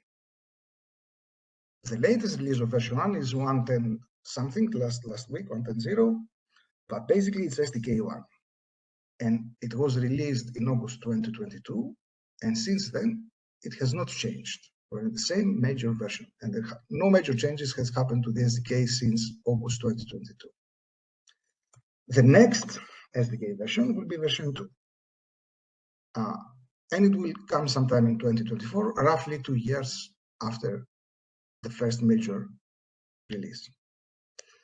And we'll probably need altogether one more year to adapt to it. So therefore, you had to adapt to version 1 starting as of August 2022, and you will have to adapt to version 2 starting sometime in 2024, and you'll have roughly a year to adapt to it. The current version, which is version 1, initially was released last August, the August of the previous year of 2022, as 1.0.0. Later, we had to add some fields or rules. We updated it with a minor update, version 1.1. Same thing happened again, more fields, more rules to add. 1.2, 1.3, we went live with 1.3. Then we continued like this during 2023. And now we're in version 1.10, which was released last week as 1.10.0. And the previous version was 1.9. It was released as 1.9.0 initially. And then a week later or something, we released 1.9.1 because we realized that we had to remove a condition from a rule that was causing problems. And soon we will have 1.9.2 that will bring updated labels from SDK 1.10 back to 1.9. So what's the point of all that? I'm just recapping to make sure that everybody understands that the difference between these three version numbers is significant. When we use the word, we have a new version of the SDK, it sounds like something big, but since the major version number doesn't change, it's not something big. It's not so heavy as it might sound. And then we will look at the minor versions and the patch versions, how we deal with them in a while. All right. So the first question, of course, that one might ask is, okay, why do we have so many updates? The thing is that eForms is new to everyone. It's new to us and it's new to you. And we all must both adapt it, and we must also adapt to it. Playing a little bit with the words, but I think you understand the meaning. So the adoption of eForms was time constrained, so we had deadlines. We cannot adapt to eForms in our own pace. We had to adapt eForms by a specific deadline. Now, So this was about adoption of eForms. Now, adapting to eForms, of course, will take more time, and we're all still adapting. And in the process, we need to adapt our systems, okay? So the adaptation of our systems to eForms, of course, requires changes. And the fact that we have a lot of systems and a lot of organizations involved, plus the deadlines for adoption, means that we need to apply changes incrementally.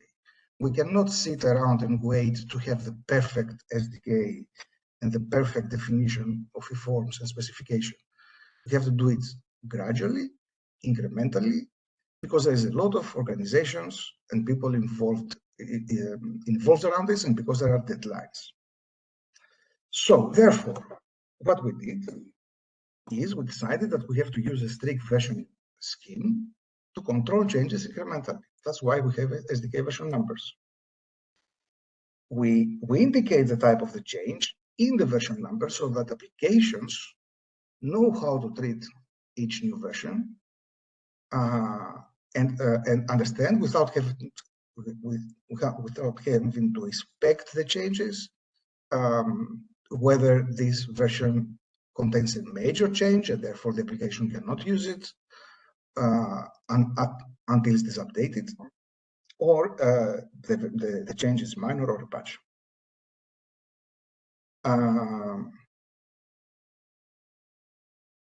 The other thing that we're doing is we're avoiding major changes. So we didn't do any major change for the first 2 years of adaptation.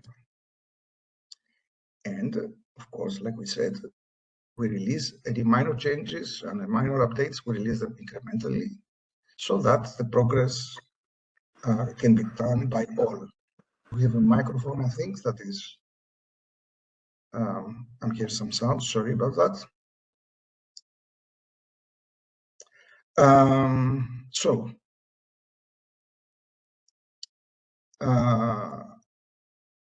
Finally, what we do with patches is we propagate some corrections to previous versions with patch releases. So, Carl was talking about earlier backporting. He was talking about backporting, and he was saying that we're avoiding to backport rules, for example. Actually, we never backport rules. The only things that were backporting is translations, view templates, and apart from that, it has to be extremely urgent, and it has to have nothing to do with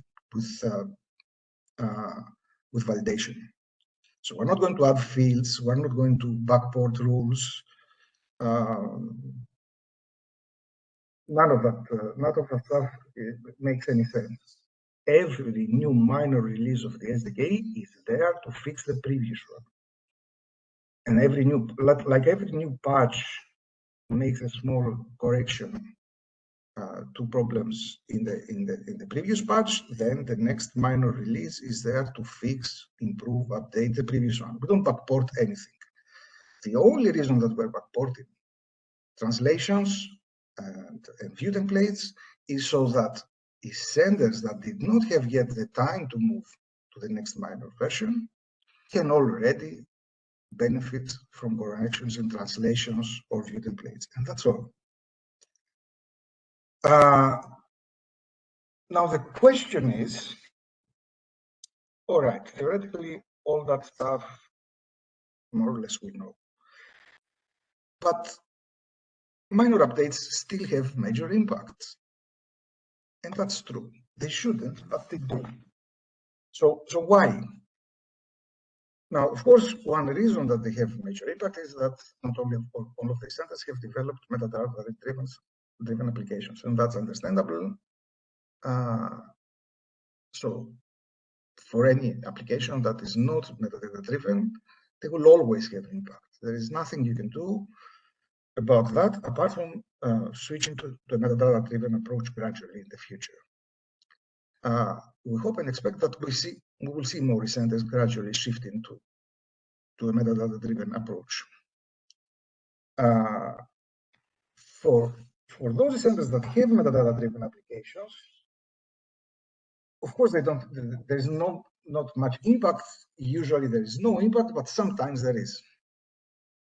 And that's because, okay, all of these applications are still quite new. We need to give them some time to mature. So the bottom line, the answer to this question is that, well, yes, sometimes minor updates have major impact because we're all still adapting. And given a bit of time, the applications will mature, and the need to update the SDK will also diminish. And minor change will not have the technical impact that sometimes they still do on metadata-driven applications as we go along. Now, how to address this? Well, if you have a metadata-driven app and a minor update breaks it, always try to fix the problem instead of working around it. If you work around the problem, you most likely create others and you'll find it again in front of you. You already know that, but I'm just stressing it out. You have to avoid hard-coding any information. Whenever you find yourself having to hard-code something, then something is wrong. And if you must hard-code, let us know, because maybe there is some information that we can include in the SDK so that you can avoid hard-coding. And also, whatever you hard-code, allow it to vary with across SDK versions. So whatever you hard-code, make sure that either it's really a constant or it should be able to change depending on the SDK version. But in general, avoid hard-coding anything. Then, of course, reach out to us on GitHub. Reach out to get clarifications if you need to improve your understanding of how a particular feature in the SDK is supposed to be used. And if you find any ambiguity in the documentation, also tell us and we'll fix it. There's too much going on, and it's very easy for us to miss things, especially in the documentation. But we really appreciate every time somebody tells us that we need to disambiguate something or improve some part of the documentation. And also reach out to give us suggestions on how we can improve the SDK so that you avoid hard-coding anything. For people that don't have metadata-driven applications, then use the tools that we provide, and we'll talk about them in a minute, or develop your own tools to extract from the SDK the information that you need to make your change management plans. So every time you need to move to a new version of the SDK, you make a plan on how you do it, who does what and what needs to happen, etc. So all the information you need is already in the SDK. It is also in the documentation. I'll show you a tool that we're creating to help along with these existing resources, but you can also make your own tools for extracting the information you need from the SDK. Maybe you don't have the time to or the resources anyway to update your applications to be metadata driven, but certainly you can extract information from the SDK. And of course, the recommendation would be to think about gradually shifting to a metadata-driven approach. There is no hurry, there is no pressure to shift, but it will be beneficial for you because any investment you make in that direction should normally pay for itself because it will save you time every time that an update comes and needs special handling. Now, types of minor updates and patches. that we see in new SDK versions, in new minor versions. Basically, you might see new metadata. For example, we need to add a new field or a new rule and things like that. You might see improvement of existing metadata. I'll show you some examples in a while. Improvement of existing metadata. So, for example, maybe we decided to simplify the XML structure in fields.json because some node was unnecessary, things like that. Or maybe we needed to improve an type definition or a view template. So these are improvements of existing metadata. Other corrections that you find in patches, like fixing labels and view templates, or other corrections that you find in minor updates, like fixing mistakes in business rules. And sometimes also you still find some enhancements of the provided information. So we might add new properties to existing fields, for example, that will allow you to avoid hard-coded information, or will allow you to implement better behaviors in your application. I hope everything is going well. I cannot get any feedback from you since I cannot see either WebEx or anybody. It's okay. You can keep going. All right. Thank you for the encouragement, Manuela. So now, how all this information flows from us to you? Okay. Of course, everything starts from Grow,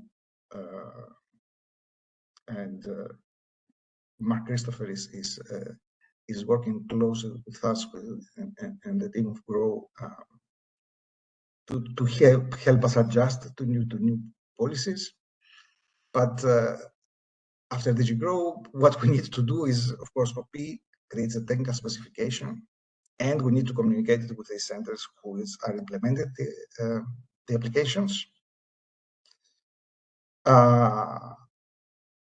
So, okay, you know that we created the SDK, which is machine friendly and was the main thing that we needed to move ahead.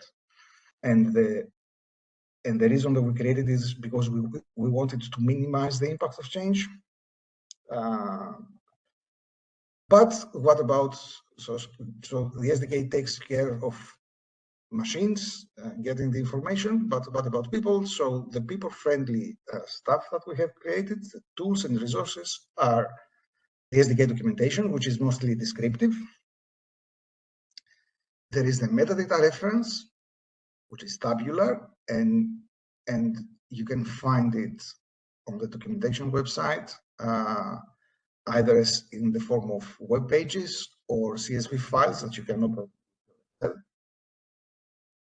And recently, a few weeks ago, last month, we started working on a new tool which we call SDK Explorer, which gives you the same information in a more structured way, because the information in the SDK is not tabular. Working with it from the metadata reference and the CSV files, it's still hard. It's even harder if you try as a person to open a JSON file or an XML file and try to figure out what is going on. So the SDK Explorer is supposed to help with that. So we're working on it on GitHub. We're working on a minimum viable product for the Explorer. It's, like I said, it's made for both developers and business users. And the idea is to have a visual representation of the information in a structured way and an interactive way. The reason we created it and the goals we're trying to achieve with this is, first of all, we want to answer the question, what changed between two versions of the SDK? So, for example, if you are in version 1.7 and you want to go to 1.10, you need to know what changed. So of course we give you the release notes, but that's usually an overview. So you need to go into detail without having to compare text files and answer the question, what changes are there? And of course, you know, if you want to figure out in a specific version of the SDK, what does it say about a specific field, for example, or a rule.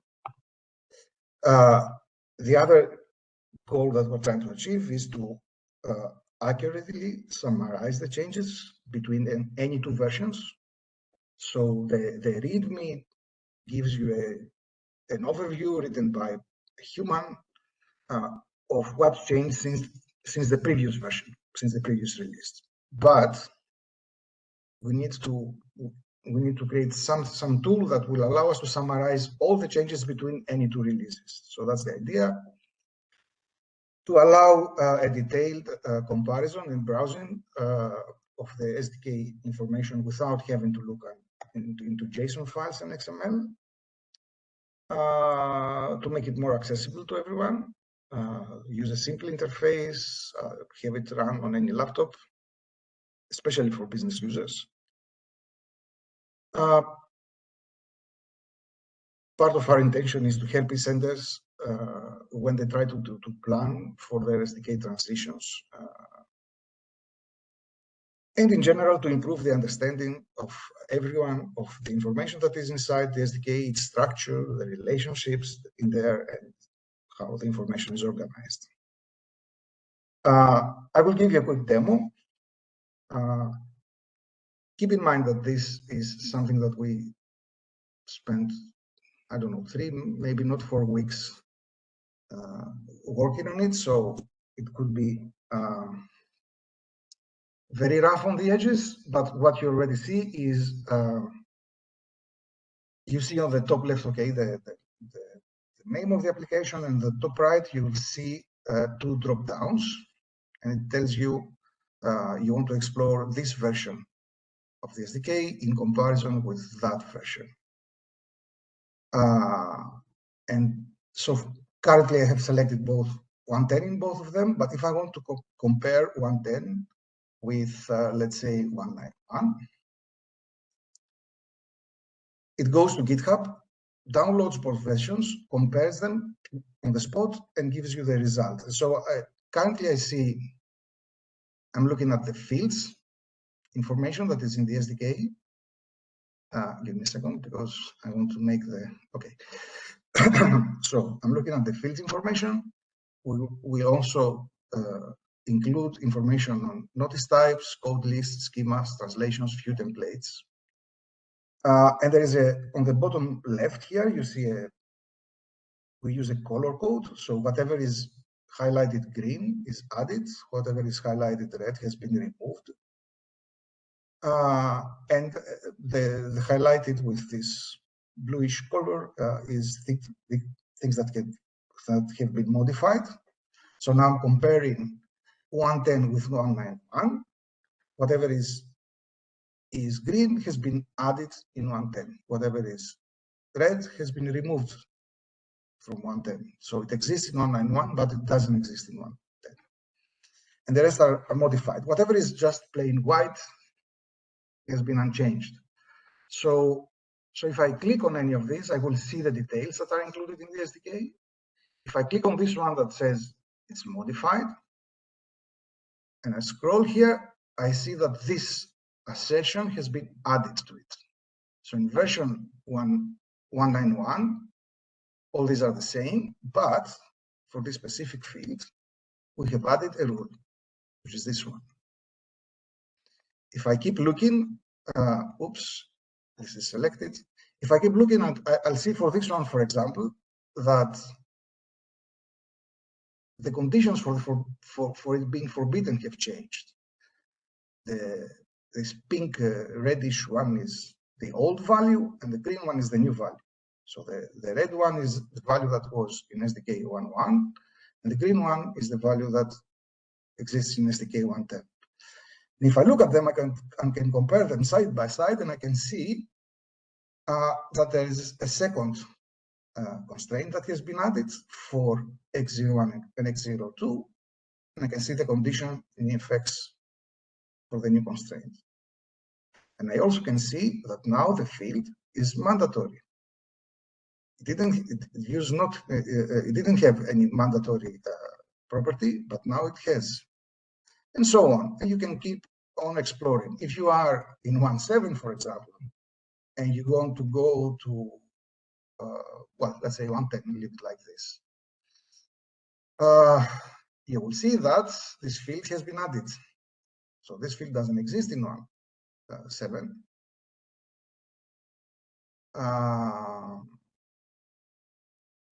But exists in 1.10. There's a change. So this field has moved. It changed parent. The XPath has changed. The information about the sequence order has changed also between these two. It has a new property, and it is no longer repeatable. I can go on. Mostly this is working. I think that the type of example that I gave you already is enough. I'll just show you where we are at this point. One of the things that we want to do is we want to add an overview of these changes. So when you select two SDK versions, apart from having this screen, you will have another screen that summarizes the changes for you. So it will tell you, we added an attribute, we added a property in those fields, we added so many new fields, or we changed this and that. So summarize the changes somehow. We're working on the notice types. Currently, this is not finished, but you can see an overview of notice types. For example, if I go now to an old version, because notice types didn't change. It's Sorry? done, so we should be wrapping up. Yes, I'm finishing. You want me to stop? None, so we should be wrapping up. Yes. Yes, I am wrapping up. So anyway, the point is I'm giving you a demonstration of what is happening, and we're trying to work on these things. I'm going back to my presentation so that we can wrap up.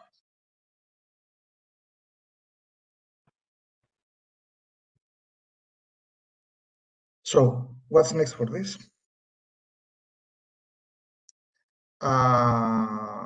We will keep working on this MVP until the end of 2024. After the MVP is done, we will continue improving it, driven by the business needs and priorities. We would like to see eSenders contributing to this. Okay, we don't expect that everyone will try to contribute, but some of you, we hope, will contribute, especially if you find it useful. We will keep the backlog and milestones of this project on GitHub so that you can also work with us if you decide to improve it. And at some point, we will intend to integrate it to the TED developer portal. But this will take a bit more time because it involves contracting and integrations and things like that. So that's it. I hope I'm not too much out of time. I cannot see a clock here. No, it's 12:03, so we are okay-ish. Okay, thank you, Giannis, for the presentation. I see questions about the SDK Explorer, but please bear in mind that we are not there yet, okay? So we will probably give further news as things go on. Anyway, we will move on with this and with other topics. So let's close now.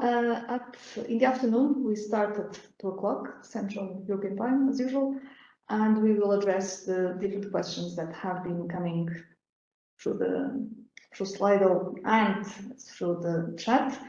Please try to use the Slido. It makes it easier for us to follow, but again, I understand that sometimes the questions that you have are too long and they don't fit into Slido. But if we can all try to be a bit more disciplined, I think it would be very helpful for all of us, and especially for my colleagues that are trying to collect the questions and provide the answers. So I wish you all a good lunch, or at least a good lunch break, and we will meet again. Right, Manuela, we have. Oh, sorry, we have Slido questions. Yes, Yes, I was going too fast. But if Sorry. you want, With us. yeah, what we'll do, we'll launch the question now, and leave it open over lunch, and we'll read them afterwards. So you have time to think about it. So just in case the SDK Explorer will change your mind about how long it takes to upgrade SDK version. That's indeed one of the the reasons this SDK manager that Yanis and the team set something up. This might allow you to shorten that period a bit. So let's leave it open over lunchtime. See you in 2 years' time. 2 years' time. 2 hours' time. Hours. 2 years is a long time. And we'll look at the results when we come back. Okay. Thank you. I'm sorry, indeed, I was supposed to follow. No, I forgot as well. No worries. Bon appétit, everyone. Bon appétit. Bye-bye. Thank you.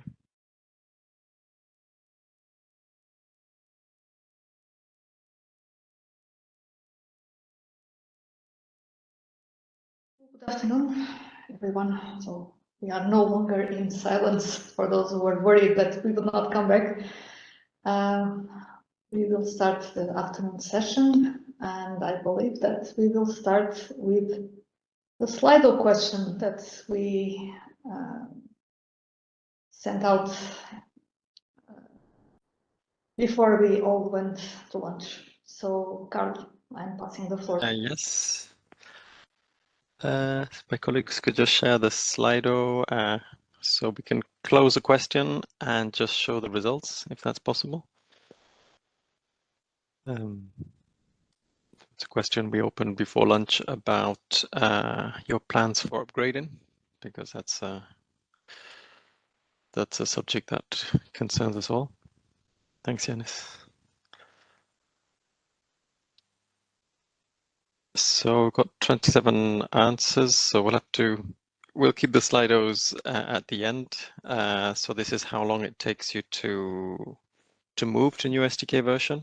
So the full cycle. So from the moment we release it, we know you have to analyze the changes, how the changes affect you, because it depends on your implementation, and then actually develop or deploy or test or work with other ones. So 2 to 3 months.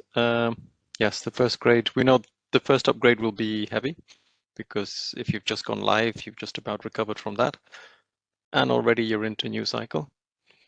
A few days, that's great. It means you're quite thin. 3, 4, 5 months, 6 months. Sounds reasonable. 6 to 9 months. What's 1 month? At least 3 months. Okay. So we appreciate that these months that it takes, a lifetime. Yes. Well, hopefully upgrades shouldn't take a lifetime if you got to the first one. So I don't think anything can be worse than the first time you implement. Several months. So we asked this question because we want to get a feeling if the 1 year cycle, so the one year lifetime of each SDK version is feasible for you. I appreciate that, like 6 months, you don't start from the day we release something. So like someone said, you can't just drop everything and pick it up as soon as we release something. So if you start in 3 months' time, you still only have 6 months to switch. But we'll see there's some questions in the Q&A that refer to that. And we'll address the point about 12 months validity for each SDK question. Okay, Panos, if you could switch to the next, or Jenny, to the next question. These are just to get your feedback as you digest about our presentations. So Yanis's, Mark Christopher's, and mine. This was the first one, my one, about the rules and the SDK content. So please vote. It's so stay if you, yeah. if you stay on the question. Yeah, we'll just keep them, if you can keep them open where we were. I think you can vote at the moment. Yep.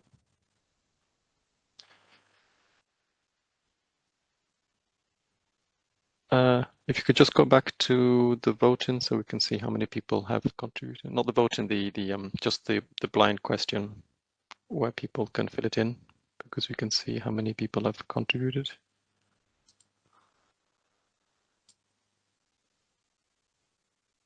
There, Panos. So Jenny, if you could go back to that previous question where the questions were coming in.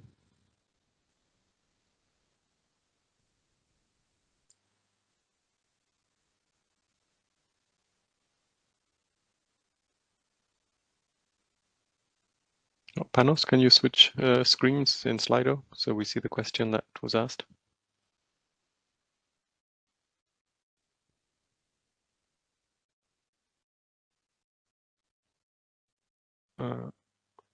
Okay. No. Okay, let's switch to the next question. We'll have enough feedback. This is just to get our feedback if we're presenting the right things to you. So next question, what's up eForms, a policy outlook? This is Matt Christopher's one about the amendment and what's coming up in our policy point of view. So Matt Christopher works for DG GROW, the Policy Directorate General at the European Commission. So there are policy counterparts to us in the EU Publications Office who do the implementation. So you probably have similar setups for those of you who work in the public sector. Policy ministries and implementation ministries or agencies.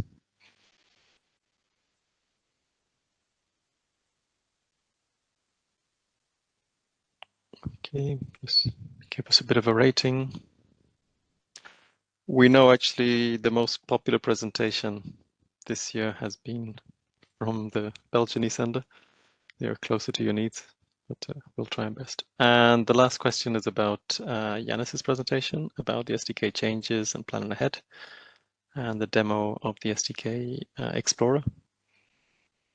So that was a new tool, a new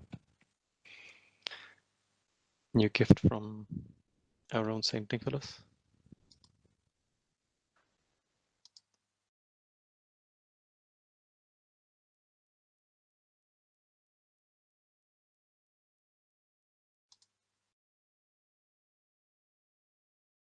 Okay, Panos, if you could switch back to sharing the Slido, because we want to see the feedback from the next questions we have. I think they are trying to, but they are facing a technical problem. Ah, okay. I could share my screen. Yeah, okay. I'll share my screen, no problem. Okay, but you can see, those of you on Slido, you can see. So in your opinion, oh, sorry, the questions are jumping around. Yes, okay. If you see on Slido, the question is, in your opinion, how could the SDK documentation improve? I'll just share my screen so you can see it. So which one have I got? Two. Have a look. I think you can see that. Yep. Okay, so in your opinion, how could the SDK documentation improve? I press, I just send. Yes, I can see what everyone is doing. So have a clear and reliable publication roadmap. Yes, that's a good point. Planning ahead for what's coming in the SDKs, simplification, human readable, we have to do it. In accordance with the regulation, yeah, there is that eternal friction between what can be expressed in the regulation annex and what can actually be implemented. Example for all the possibilities going along the life cycle. Just to check what the life cycle is, if you mean the sequence of releases. Stable SDK that will last a long time. Yeah, we'll get to that point. It's a popular one. Generated valid XML. We have some guidelines, but maybe more.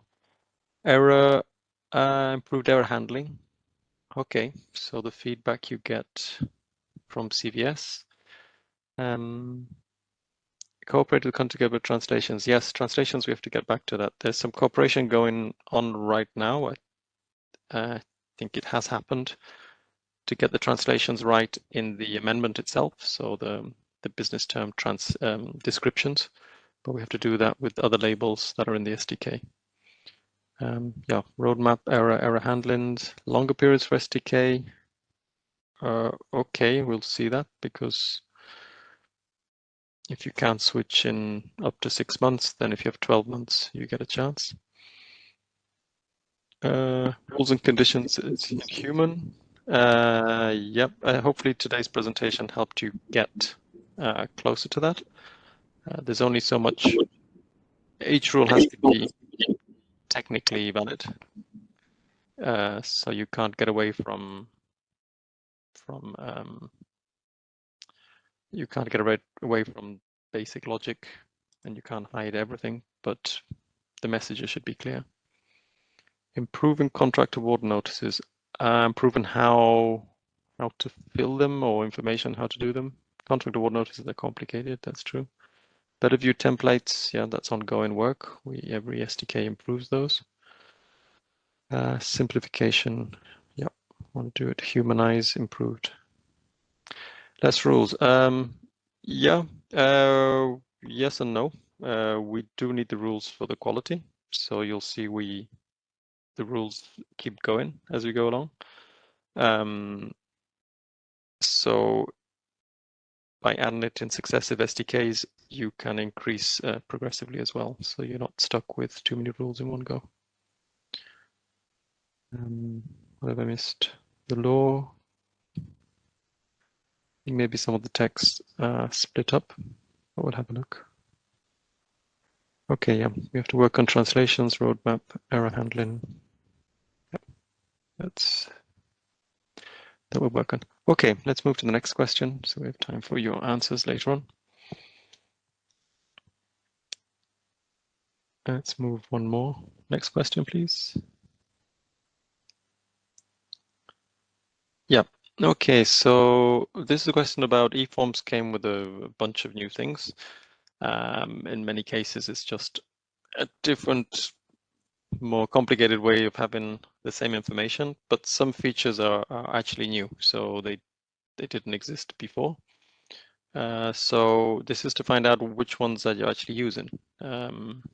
So to a certain extent, many of these questions are these are optional functions which you're not obliged to implement, and you might have chosen not to use them to make things simpler for your users, or because in your country there's no need, or because for your users there's no strong demand, or you might postpone them and get back to them later. So I think for pretty much all these things, you can go live without all of them. So it's more to know what you used. So the preferred, yeah, stop publication. Yes, I think it's very good if your own users, your own buyers can press stop. With eForms, there is no longer a possibility to panic and call the help desk and say, please don't publish that. You, through the API, can do that yourselves. And if you've exposed that button to your end users, they can do it themselves. So we recommend that's available. In fact, we cannot stop publications. If we've received it, it's just sitting there waiting for the export, and it's going to go out unless you stop it. So we don't have a stop button of our own. We don't implement that. Clean vehicles directive. Yeah, that was a question just to check that there is demand. So for the NTDs, they only came in 1.9, but it's just to check that if your users need them as well. Preferred publication date, indeed, we don't know how many people are choosing to use it, and publish fields is not that widespread. And group of lots, yeah, group of lots is complicated. and it doesn't add much in most cases. So we'll, like Mark Christopher said before, with the new public procurement data space, we can look at how people are using eForms information. Cancel, change reason. Yeah, I don't like it at all. It's risky to use, so it's up to you to see what the implications are of using it. Okay, two more questions. Could just switch to the next one. Okay, this came separately. So if there's any other eForms things that you chose not to use, if you just give us an idea what this might have been. We listed the ones most likely to happen, but it might be some other ones. If not, you can always tell us afterwards, no problem. Okay, then let's go to the next question. Oh, sorry, one participant type in. If you just finish, I think if we move, we'll lose your contribution.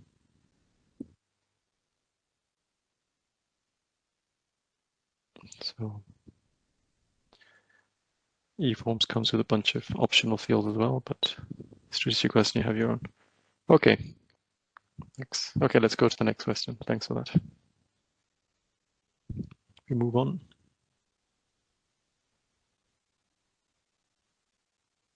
Next question, please.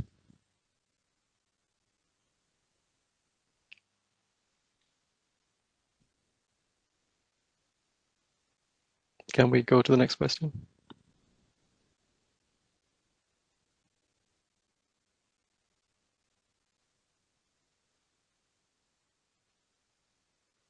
No, the question to be filled in, please. No, not the Q&A. Can you move to the next question in the polls? Yeah.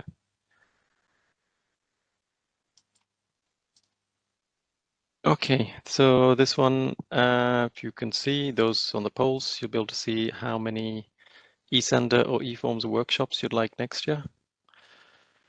Because we would like to continue having these sessions. You might have noticed this one is called the eSenders seminar, because that's what the annual one used to be called. In practice, it looks quite similar to our eForms technical workshops, so the name is not very clear. And we'd like to see how many you'd like to have next year. So maybe we'll do it quarterly, something like that, to keep in touch and maybe have more time for discussions. So let us know what you're saying. I'm not sure if, well, if you're on the polls, you can see the results for yourself. Yeah, about half the people would like to have about 4 per year. Some of you want 5. Some of you would be happy with 1 or 2. So, okay, that's more or less what we had in mind. So that confirms a general approach. We'll continue to always have them online, and we'll see possibly if we manage 1 physical one next year, just so we actually meet in person. Okay. Yeah. How many questions we've got left? Is that the last one before we actually go to the questions?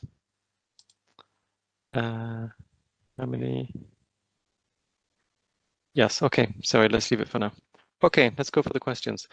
If Renzo, you'd like it by popularity. Panos, if you could show them chronologically, because that's how we've tracked them on our side to figure out the questions over lunch. So Panos, if you could show them again, but sorted by most recent. Yep. Okay. Thanks. So I'll try and go quickly, so we'll get to the other ones. And I think there's a popularity indicator, so we'll try and focus on those most. So Edward, about the percentage of notices from lawfulness check due to validation errors and the average delay until a notice is published. So we have of those 48,000, We have had 26 lawfulness checks manually, so very, very low percentage, of which 25 were accepted and 1 was rejected. So the one that was rejected is based on the new one. It was a call for expression of interest that was sent through eForms, I think, through e-notices too. So we process them every day. There's no particular delay to publish things that go through lawfulness. So validation errors, yeah, they are all fine. I think it's a Swiss development agency publish in their different locations. They're the most common one. So they come in, they get checked, but they get validated quickly. So not much delay. Is a notice status? There is a notice status you found called archived. So what does this status mean? When do you use it? This is a front-end status. So this is only from the web user interface of eNotices 2. In eNotices 2, you can archive your procedures, so you get them off your active lists of notices.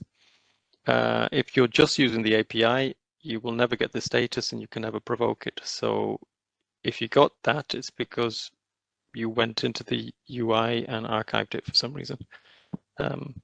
Again, as eSenders, you are discouraged from using the web user interface. There are several things that don't work as planned. Your XML will not look the same. So don't go into the front end. The only thing that we can say that works in the front end with no risk is just the read-only. So if you go in and you want to see that it's in submitted status, you can. The status is correct, but then don't do anything else with them. So stay away from touching the front end if you're any sender. Okay, I don't know, Panos, if you can get rid of the answered ones at the top, or just scroll down. Both is fine. So how long is it reasonable to wait for a notice to be published before assuming something's wrong? So you're polling 14 days and you're not sure how long. I would say it depends if you've chosen a preferred publication date that goes up to or beyond 14 days. If you publish as soon as possible, that's your default choice. We at TED, at the publications office, have 5 days to publish. So you'll get a published status or not published in a few cases within those 5 days. So if you put a longer preferred publication date, you have to keep checking until the day you asked. So if it's in 2 months' time, check until then. Once we can share the expected publication date with you, we would be able to retrieve that and say check until that expected date, and then see if it was published as expected. After that, published is the final status. When will the fixes be arriving from 1.10 applied to 1.7? What is the lead time? So applying changes to the older SDK versions is time-consuming and delicate. So we have to make sure that they don't have a negative impact, or we don't introduce inconsistencies. It's quite a manual process. It's not done that easily. There were some issues with 1.10.0. We have some missing translations. So we have to correct those. So there will be a 1.10.1 patch, and then we'll apply the corrections to the older SDKs after we release that patch. So we don't patch twice. With the end of year break coming up, there might be a longer delay than usual. So it might be early next year. Okay. What could be the consequences of displaying notices compiled with 1.7 SDK and using the view templates of 1.10? Well, the easiest way is to wait for the patch with the view templates that came with 1.10, these improvements, which will get patched down to 1.7, and then you display with the same one.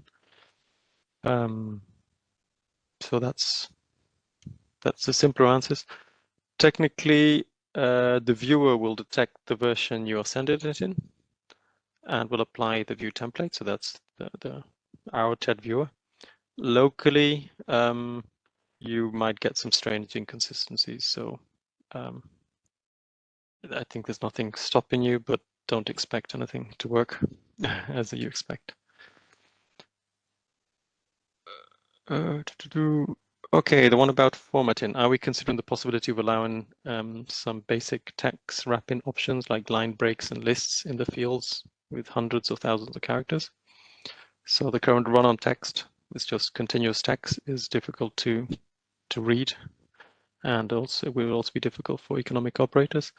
So we're not considering this. The biggest constraint is that the schema is aligned with UBL, the Universal Business Language, and the UBL schema does not allow any formatting in the text fields. So it's yeah, if we try to implement something, it would be pretty complex to do anything. So we're aligned with UBL, but we realize that this means long texts are quite hard to read. Would we consider a possibility that the visualization endpoint, so the viewer API, could be switched by a parameter to display negative or unfilled values? So in our interpretation, for some of the negative or unfilled values, it doesn't make sense to display them. For others, there are some fields that we will update the display. We will update the display to show if it's negative or unfilled. So in SDK 1.11, we'll add a few of those, and then that will be backported in the view templates to previous SDK versions. But it depends on the field. So I don't know, does the GPA apply yes or no? That's useful to say yes or no. Does the CVD directive apply yes or no? Well, Clean Vehicle Directive applied to only a handful of notices, so there's no point always saying, no, it doesn't apply, no, it doesn't apply, no, it doesn't apply. Only the positive one is useful. So we've taken some choices there. Is the end of 1.7 the end of May or the beginning of May? Our current plan is that it's the 11th of May, because that's the date we released. We'll see maybe closer to the date if we extend until the end of May. So so for 1.3, 1.4, 1.5, we extended the date.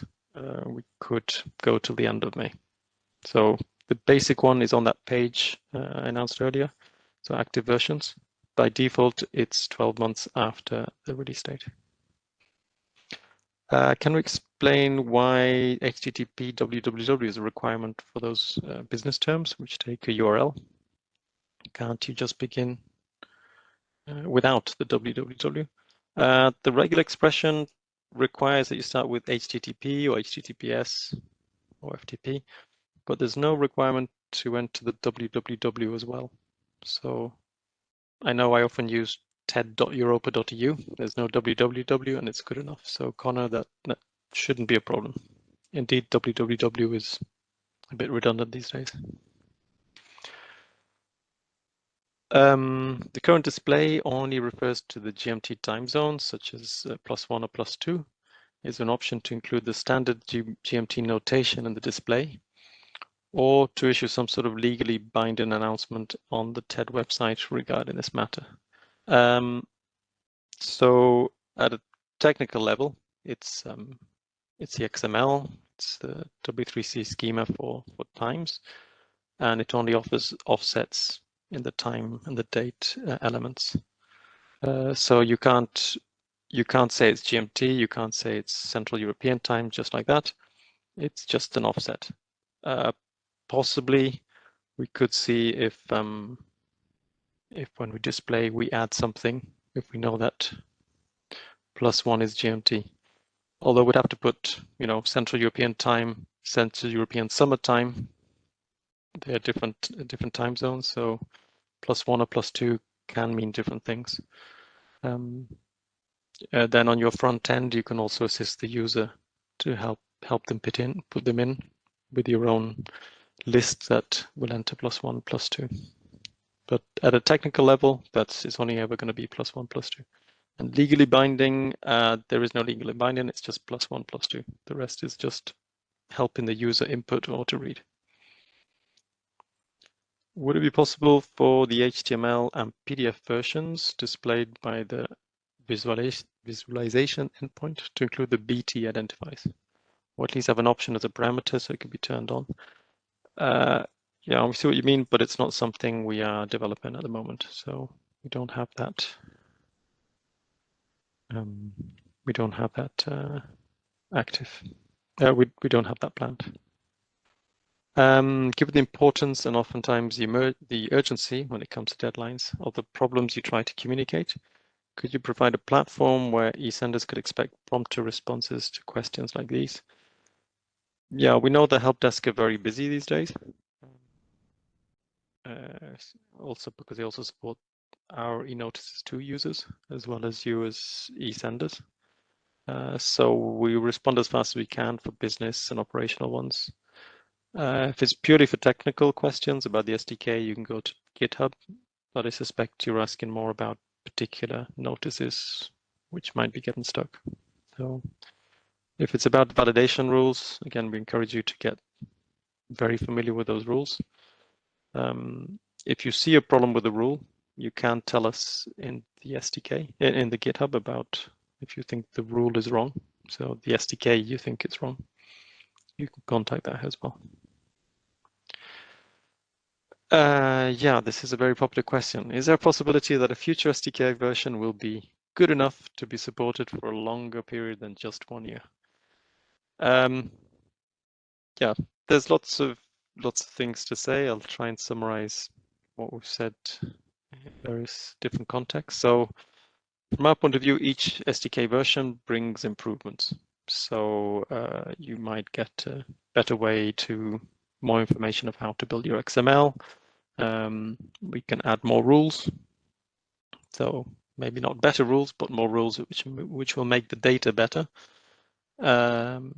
We can improve the view templates, improve the translations, and on all those options.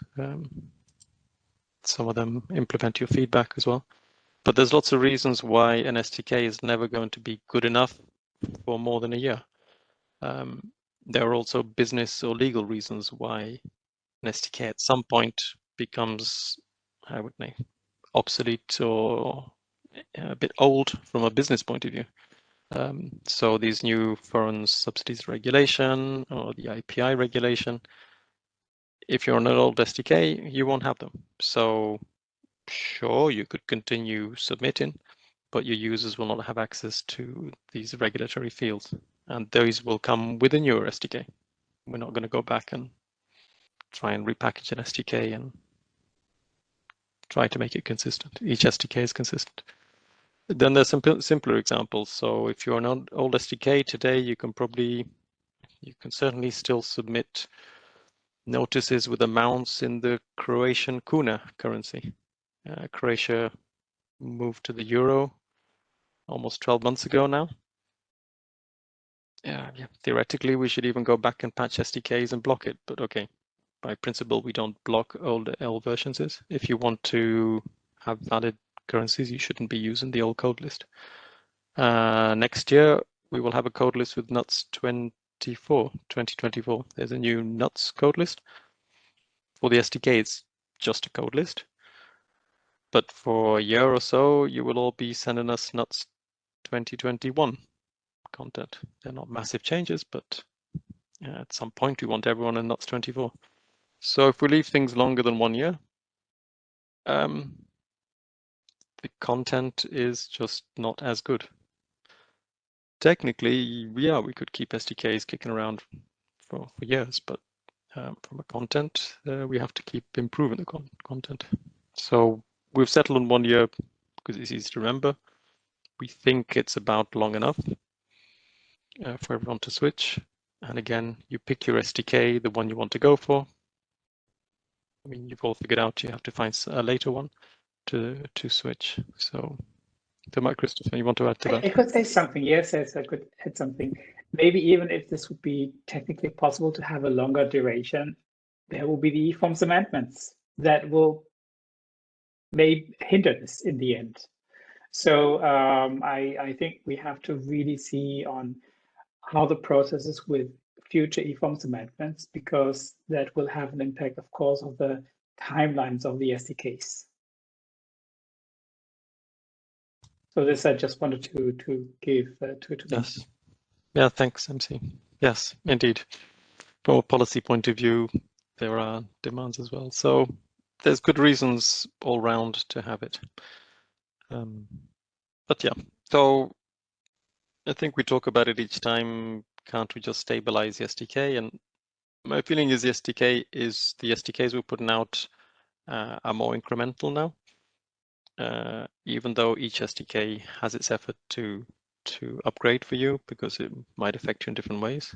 I think the work on the SDK Explorer is pretty cool, and that should help you compare versions and assess the impact on you. But yes, prepare for change at least once a year, and hopefully you can plan it with enough anticipation so you have the resources to do so. Okay. So the next one, should these mandatory but pointless business terms be re-enabled or removed from the legislation to avoid eSenders and buyers violating the law? Yeah, personally, I have a problem with the regulation annex because it's just a flat list and it's not very good at modeling the data. It's good as a list of what should be published, but it doesn't always transpose into something that's meaningful from an implementation point of view. So these pointless BTs, yes, possibly we should have removed them in this amendment, but they are implemented in other ways. So the law is still respected, even if you cannot explicitly match every BT to a field in the XML. But the intention of like an identifier, it's not BT blah blah blah, it's an identifier, it's another identifier. You've still identified what's needed and the content is correct. So yeah, we get lots of questions. What happened to this BT? Why is it different? Why doesn't it look like an Excel? It's because it's not an Excel. It's universal business language. It's XML. It has its own structures, and you cannot hope that a few +++ signs on an Excel magically turns into a complex structure of data. So there's a lot that the annex cannot express. Okay, in e-notices, so users for any notices, the legacy one, we say the end of life has been moved from October 23 to January 24. So will this deadline be extended or will there be no extension? So that's correct. Sorry, there will be no extension. It has already been extended. So the submissions of the current old TED-XML notices via the legacy eNotices 2 application, submissions of new notices will be closed on the 31st of January. So at the same time as eSend tool, we close off the submission of old notices. UI senders, you don't use eNotices, but eNotices users will be able to consult a bit like eSend tool, be able to access what was there, but submission will be blocked. And do you know when the SDK 2 version will be available, as you would like to switch to it directly? Yes, that's a good question. So, well, the 2.0 alpha version is there, so you can see what we have available already. When will it go live? Yeah, Yanis, if you want to take this one. Well, we decided that it's early to move ahead with SDK 2 for two reasons. One reason is let's get all the senders on board first with SDK 1. And the second reason is that we're not going to push it out without getting your feedback and testing it. So I don't see it's coming before next summer. Although the subject is not closed. I mean, okay, maybe we, Carl said earlier, I don't remember exactly what you said, Carl, but it was about some changes that you would like to introduce in SDK 2 about specific rules, constraints and things like that. So maybe we'll get a push from Carl to release it earlier. But from a technical perspective, in my eyes, we shouldn't hurry. Let's get you all on board. Let's see where we are in February, and then we can continue with the alpha beta releases so that you can have a look. And when we all feel confident that it's a good time to release it, we'll release it. I don't think it's a good idea to plan switching to SDK2 now. Yeah, but before the summer, yeah. So first half of next year. There's also one more thing. Let's assume that we release SDK2 together, let's say, with SDK 112, all right? SDK2 and SDK 112 will be identical. The only difference will be that SDK2 will have a different syntax in EFX expressions.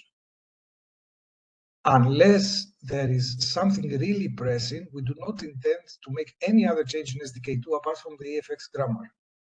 So that as soon as it is available, only the people that have their own EFX translators will need to take some time to adapt the translators, and everybody else will move on from SDK1 to SDK2 as if it was the same major version.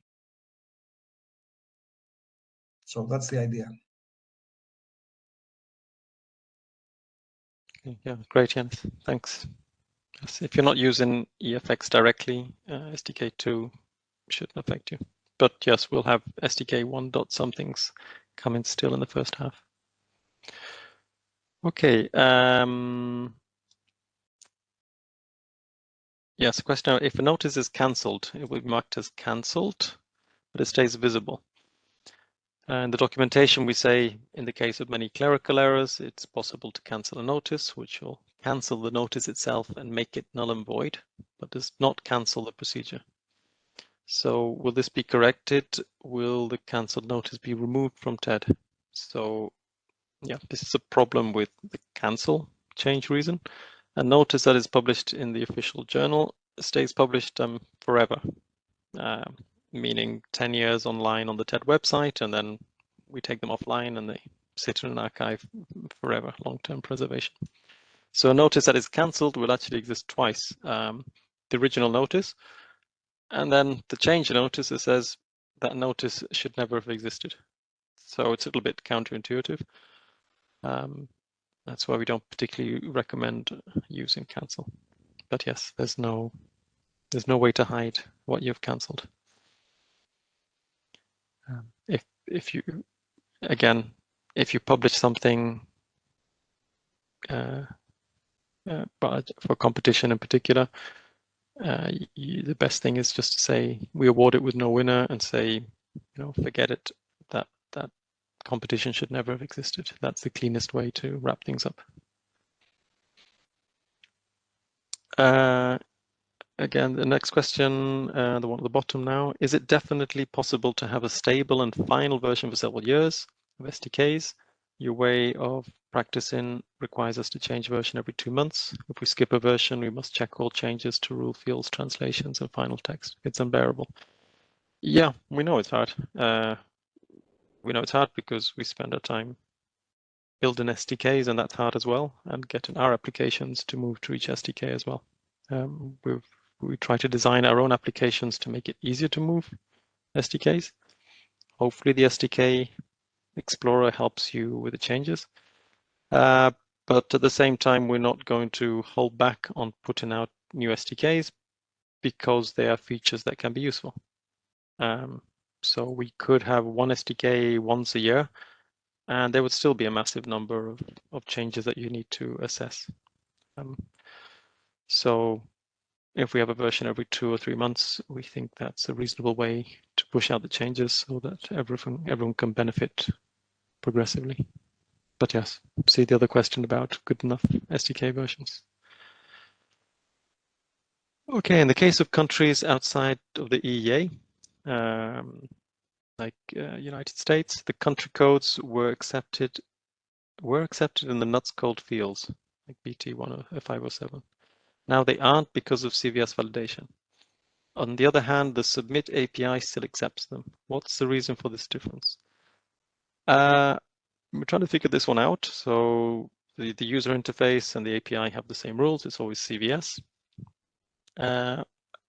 We suspect possibly you're talking about the old TED XML, where the country code and the top level of the nuts codes were the same. So I think level 1 of nuts was working as if it was the country code, which was true for all the countries that had nuts, and then the countries that had nuts, they had a fake nuts level 1. So countries like the US, they're not in nuts, and the field country subdivision nuts is only used for countries that have nuts, and the country code is a separate one. So there should be no problem.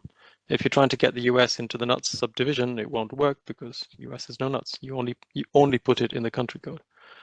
We have another validation that requires that if you put a country that does have nuts, then you must also fill in the nuts country subdivision field. 2 separate fields for separate functions.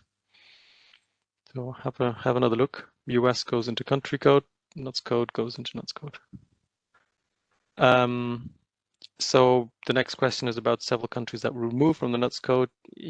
US could be, again, because in TEDxML, we were merging country code and nuts level 1 into the same field, which is not actually true. They were never nuts codes, they were country codes. Just for interest, if you know nuts 2024, which we are planning to include in the next SDK 111, indeed, the UK will be removed from nuts. So Brexit has reached nuts. UK will not be in nuts next year. Well, when you move to SDK 111, and Kosovo will be added to nuts, just as a side issue. IDs should be unique within the notice. What about within a family of notices? Do you check if a lot is awarded and afterwards announced as unsuccessful? So today we don't have any checks like that. But these are the sort of checks we'd like to do with a change notice and continue procedures. We'll try and keep them to a minimum, but it's up to you to keep track of the links between notices. So again, the IDs, something like the lot ID, lot 111001, only applies to your notice. It's possible that when you award it as lot 5678, and it's actually BT21, the internal identifier, which serves to give the user an understanding that it's the same lot. Okay, just a statement. In Italy, the public authority employees are mainly 50 to 59 years old with little IT skills. They think that eForms are too complex. And when filling them out, they give much more importance to the tech rules than to the law. And so they put bullshit in them. Sorry for the word, but it's the truth. Yeah, I can understand that. This is what all the member states wanted in eForms, so we're getting them. So what I tell you now would be my personal point of view is that eForms were not designed with the end user in mind, which makes it hard for all of us because we are trying to serve something to our users, the 50-year-olds in Italy, but even 50-year-olds like myself, or a bit more, have to understand the technical things. I'd say many of the rules look quite technical, or they seem a bit removed from your daily legal things, often because they're about the structure of the information. So because the structure is more complex, you get rules about, oh, this piece of information should be here or should be there. Other rules and should be not that surprising because they're just trying to enforce the directives, which the public authority employees should be following anyway, or they're just common sense. This date must be after that date. Possibly the way it's expressed in the rule text, it sounds a bit technical, but we're trying to get a stage like, this field cannot be bigger than that field. In brackets, we put the business term to try and help you find it on the screen. So it's unambiguous, and so we're sure we're talking about the same thing. So maybe those business term codes look complicated, but I think even public civil servants can understand that every field needs some sort of identifier, and that you can refer to the same field each time. But yes, indeed, it's just a statement. I can understand. So, Eduard, a question about how to increase the number of lawfulness to translate the word "sell" into all EU languages. Yeah, that's going to be difficult to do. We've put sell, sale, selling, and this is just English, which is a pretty unsophisticated language in that sense. I can't imagine how the word "sell" turns into declensions or extensions and all the other languages out there. I think we'll need some bit of text analysis to do this properly, which in any case would just be warnings for humans to double check. Okay, will there be published changes about rules between SDK versions? The easiest way is to read the release notes, which you write in which are published in the eForms SDK. So every time we announce a release, there's a release note. We try to summarize all the rule changes in each release note. So get started there. That gives you a summary. And then you can look at the technical detail by actually comparing the SDK components. So that will give you more, explicit understanding of what rule changed. But if you've got any feedback on the release notes, let us know if you want more detail, less detail, but that's definitely the best place to start. So Eduard, API v3, you probably need more details. Yes, indeed. I didn't say much, it's just to let you know. So there will be a new endpoint URLs with these APIs. We call it v3 because you might have noticed we've got v1, v2 and different applications. So the idea is to harmonize that, so it's a bit clearer. But the current URLs will continue working and we will have a reasonable transition time. So just stay tuned. We'll let you know the new ones, you switch them in good time. And at some point, we'll check that you're all on the new ones and we'll deprecate the old APIs. But yeah, you should not be surprised. Yeah, shouldn't hear you. Mark Christopher, any points? No, just for the next question. I already. Yes, please, yes, exactly. Yes. All yours.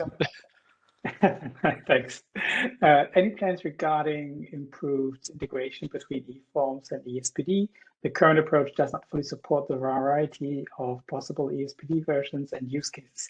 That is indeed the case, and with this new amendments, we actually do a major step towards integrating ESPD, eForms, and eSenders, and potentially also national databases much further, because it will be the first time where if someone wants to encode information in notices, we are using everywhere the same code list, which is very important to link the information available in the different tools. So the current new amendment will help in this regard. Also, we will in the next year start more discussions with member states and the eSenders editors to see how can we further integrate ESPD, eForms, and eForms, ESPD, eSenders, so that it will be easier to apply them and to make more logic between the different tools. It might have an impact, of course, in the future on a future eForms amendment. I will take also the next question. E6, what kind of subtype is that? That is actually the conflict modification notice, which we introduced specifically for the defense procurement, because they approached us and said, there is no conflict modification notice, but we were asked by member states if there could be also kind of a conflict modification notice for the defense sector. And we have, as I said at my presentation also already, is that it is not specifically meant for defense. It can be used for any other legislation also for national procedures. So it is the contract modification notice. And with this, I'm happy to give back to Carl. Thanks, Mark Christopher. I'm surprised you didn't want to take the question about white space validation in the Submit API, but luckily my colleagues have provided answers. If you might have noticed, I have all the answers. In fact, I am reading all the answers that we have collected together within the team, so I am just the newsreader. So how can it happen that a nuts code validation gives an error in the validation API, if you call it CVS directly, but not in the submit API? So for example, you provided 10.0.0.1 with a space. With white space, it gave an error by submit, but not in validation. It's not the same validation for each APIs. And the TED support can't give a clear answer about APIs. Yeah, it's quite, a bit technical for the help desk. And sorry if you didn't get the right one. So right now, the business rules validation is done by the CVS API, but the submission API goes through notices too, and it has a different rules when it passes the XML. So that's the current difference. So we're working to harmonize the two. But at some point, we will handle the white space in a more consistent way, and I'll just post a discussion. If you see it, I'll post it in the WebEx chat. It's discussion that my colleague Bertrand opened about how to handle white space in XML generally, so that we harmonize how we approach it. So you'll see the proposal in the discussion, and please contribute to the feedback. Lorenzo has provided some, but we welcome feedback just so we implement something that makes sense for you as well. So in summary, we'll probably, for example, we'll do it for identifiers. There, it's important because we compare values and the white space can make a difference. But for the text, there's no point perhaps to normalize this space. Okay, back to you, MC. Thanks. Will the voluntary forms, especially E2, E3, E4, support all legal bases? So not only other, but also the EU directives.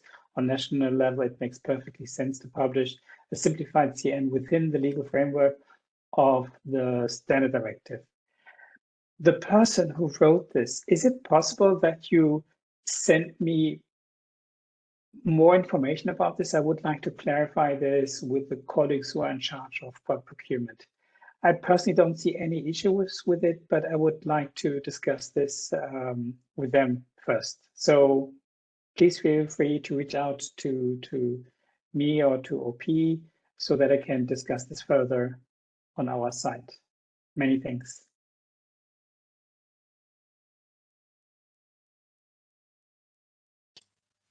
Okay, great, thanks. Okay, we'll get down to the one at the bottom. If you have a question, we have a question or a problem with APIs. We have to write to TED support. That's right, the TED help desk. They usually give an answer that is not different, that is not an answer or different from the question, and not within days, but within weeks. We don't know anything about API's lifecycle, API developments, releases. Why don't you make it transparent? Yeah, there's also a question about APIs. I guess you mean from questions from an eSenders point of view. In terms of lifecycle developments, releases, well, we have these sessions. There's a lot of transparency in the SDKs. So there's a lot of documentation. So we hope, in terms of transparency, we hope you have everything you need. At the same time, not everything might be immediately understandable, and so it's perfectly reasonable to contact us to find out more about getting information. So there have not been big changes on the APIs themselves. So this API version 3 is next year. We'll inform you in good time. We'll document it. That will be communicated before any changes. So from a pure API point of view, that should be there. We're not aware of that many help desk questions that have taken weeks to answer, but let us know. You can always chase us again. The ones that take the longest usually are more legal questions. So maybe we'll ask, our colleagues in Brussels, Mark Christopher, who then might even have to ask another colleague and dig deeper into the legal meanings of things. Those ones can take a while, but they're quite rare, thankfully. So yeah, the help desk is busy, we know. If you have a problem with the SDK itself and you don't understand the SDK, ask on GitHub. So any technical issues there? Yeah, we are trying to answer them, but in terms of transparency, we cannot provide that much more information. We try to improve the information, but we'll keep going. And in terms of keeping you informed, we really hope these sessions give you a chance to keep up. MC, I think you're next for exclusion and selection criteria. Thanks. Indeed, indeed. As I said already, my presentation will make it much simpler with the new amendment to make it not really optional, but it will be possible for the buyer to say, see procurement documents. So they don't have to provide any information in the notice themselves. So that is the bare minimum that they have to do, which is, I think, super simple. Just to catch that one, in terms of implementation, so maybe Edward, that was also when are you going to get it? So we still have to plan how we phase our implementation in the SDKs of the amendment. So Mark Christopher's job sort of ends next week and it's published, but he'll be helping us to get down to the details, the rules, like code lists for FSR, code lists for API. We have to get those things in, and we'll be focusing on those two first by June because the amendment requests it by June. So legally we are bound to get it all out. We'll do those first. Everything else will come no later than November. Exclusion selection criteria, perhaps we can do before November. The big job will be those 6 new forms, fields, forms, view templates, translations. It's all over the SDK to add 6 new forms. But the selection and exclusion fields that changes, perhaps we can do catch in between somewhere along there. So yes, MC, the next one for improved descriptions. Yes, Carl actually just said it. We'll be finalizing our work end of next week. That will be the job of OP to pick this up. And so I think it will be progressively implement those descriptions in the SDKs.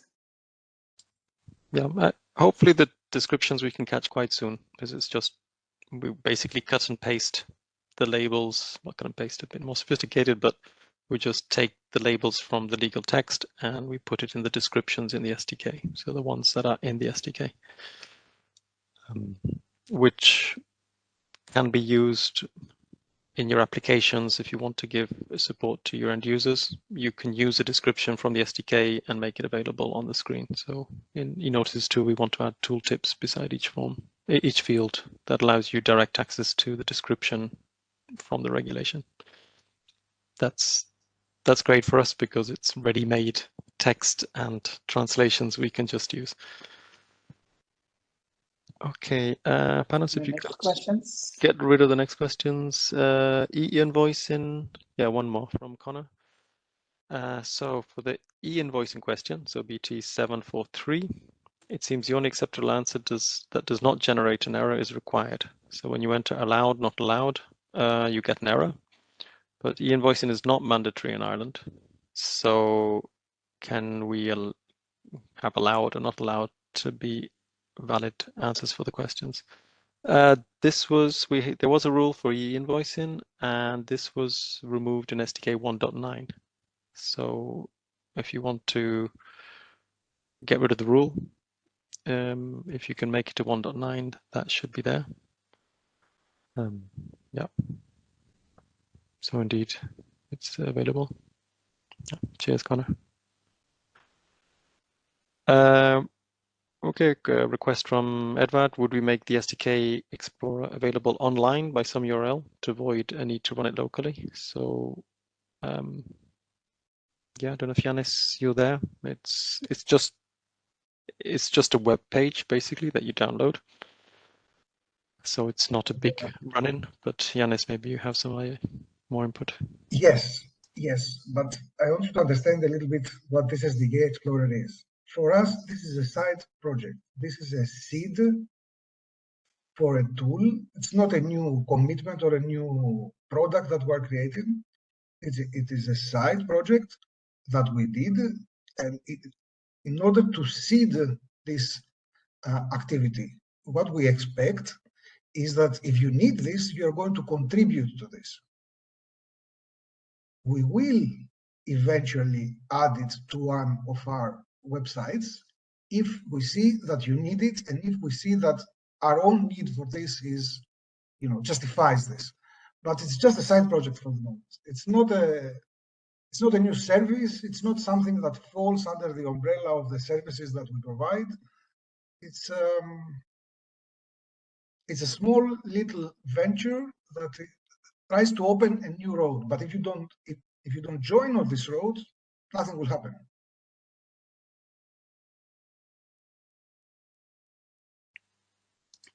Yeah, thanks, Yanis. So yes, for now but when it says run locally, it really is just a little web page. So anyone can download the HTML and you run it in your browser. So there's really no installation. So it's that simple, Edward. So yeah. I was also thinking I would have to install something. There's nothing to install. And then, yeah, as Yanis says, hopefully you eSenders, your developers can also contribute to it, and maybe we can have some ways that it can be used. So when an eSender sends a notice, eNotices 2 sends an email informing the buyer of the status of the notice. Will these emails change their format to the one more similar to those sent by the previous system? And yes, we are planning to improve the emails sent to buyers. So eNotices 2, if you go through the front end, so not your problem. The person who has submitted it gets the email. For you as eSenders, we send an email to the notice author email that you provide in your API. We send it to whoever you tell us to send it to. That's that email. So you'll notice those should be going out.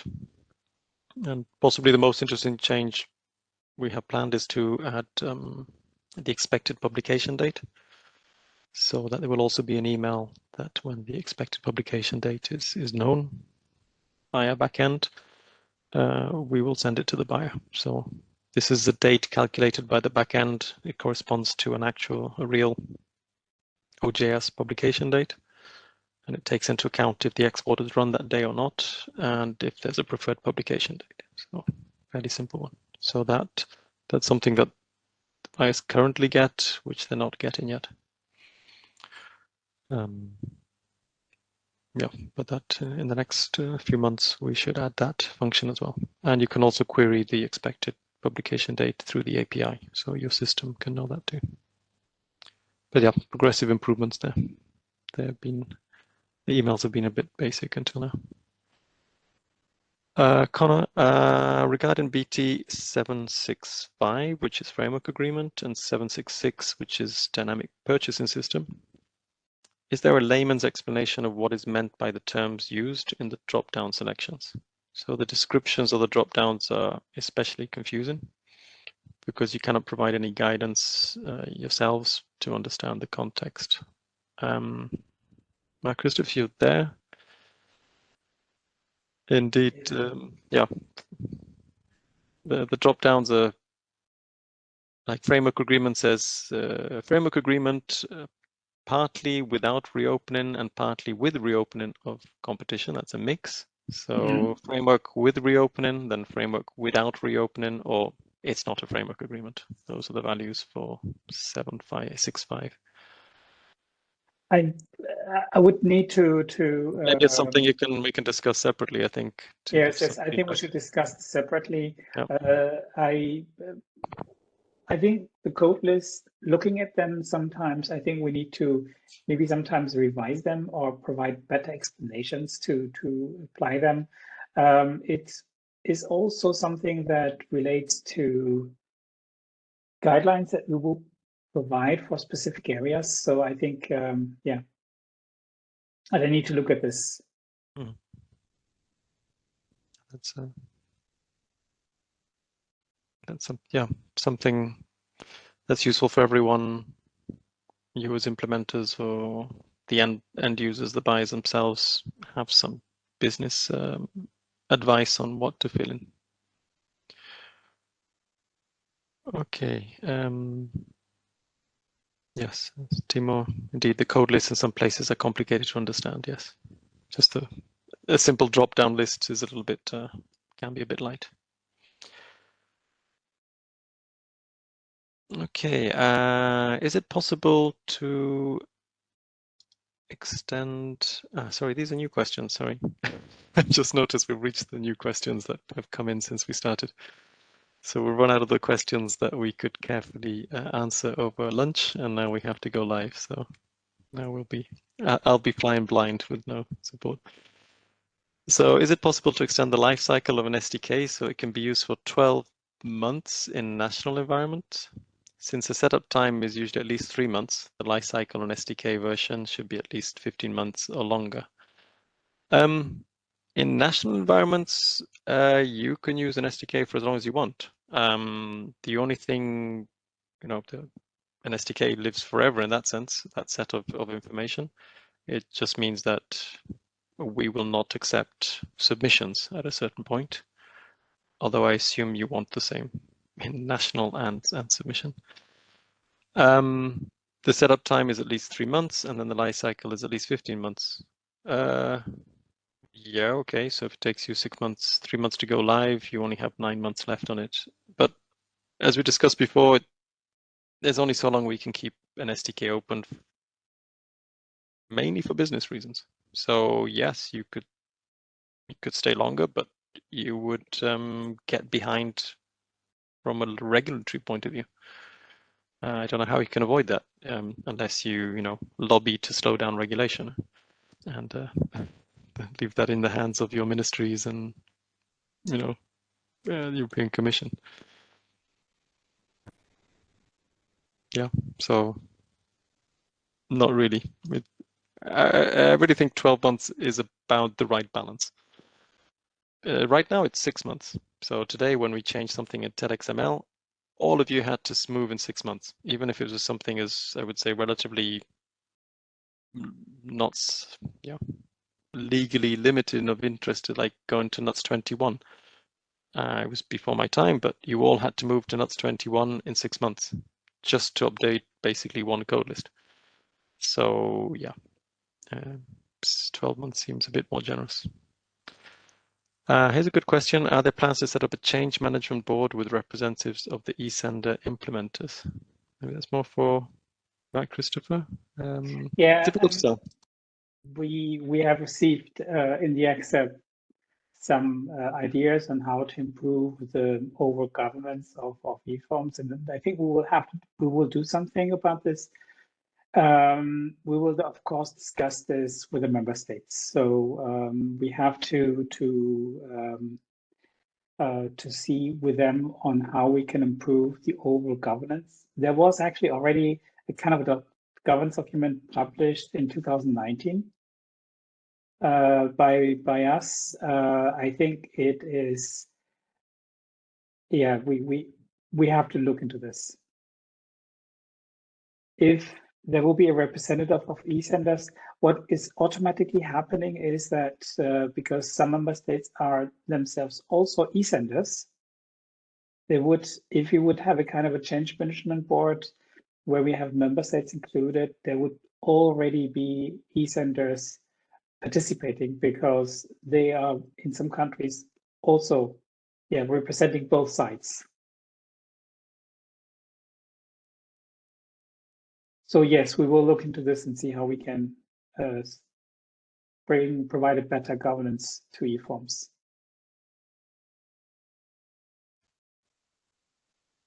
Yes. Yeah, next year.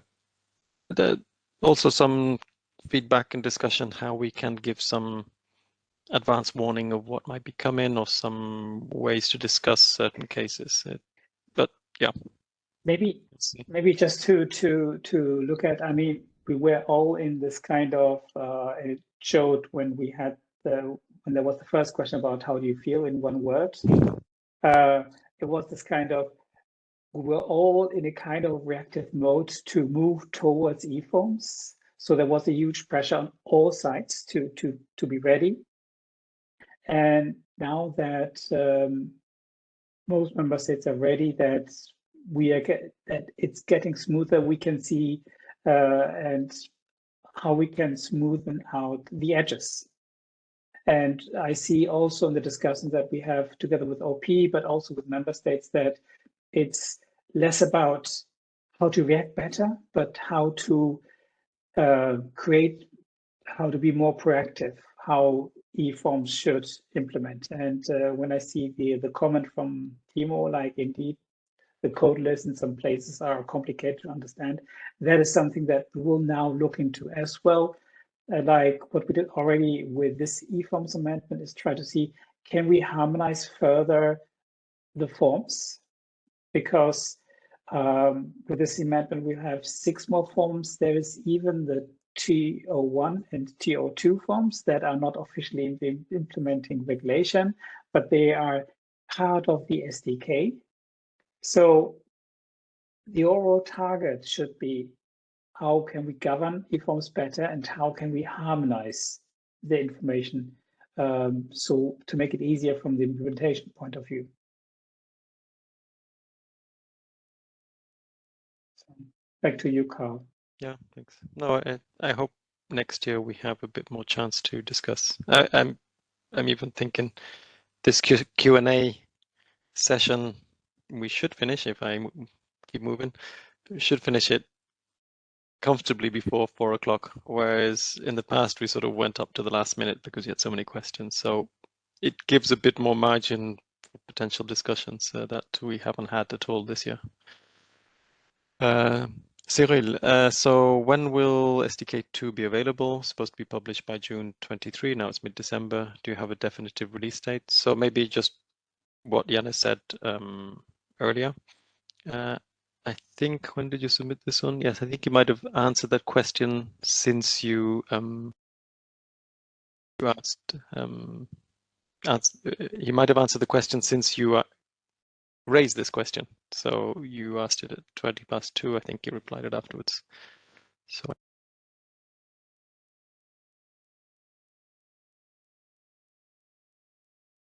for the duration of error correction in TED, I don't know what you mean particularly. So if it's a validity of SDK versions, that's there. Maybe just ask the question again. It's not clear what it means. Cyril, what are the rules that leads a form to be manually checked? So these are the lawfulness authorization ones. So any rule that ends up in warning, well, these are the lawfulness ones. They're the only ones. So have a look at my presentation or just look on the docs website. If lawfulness, those are the only ones. And for now, they are all in Schematron. Ah, okay. Colleagues at the publications office will need to leave the alarm. The building there is a fire alarm. Okay. Let's see.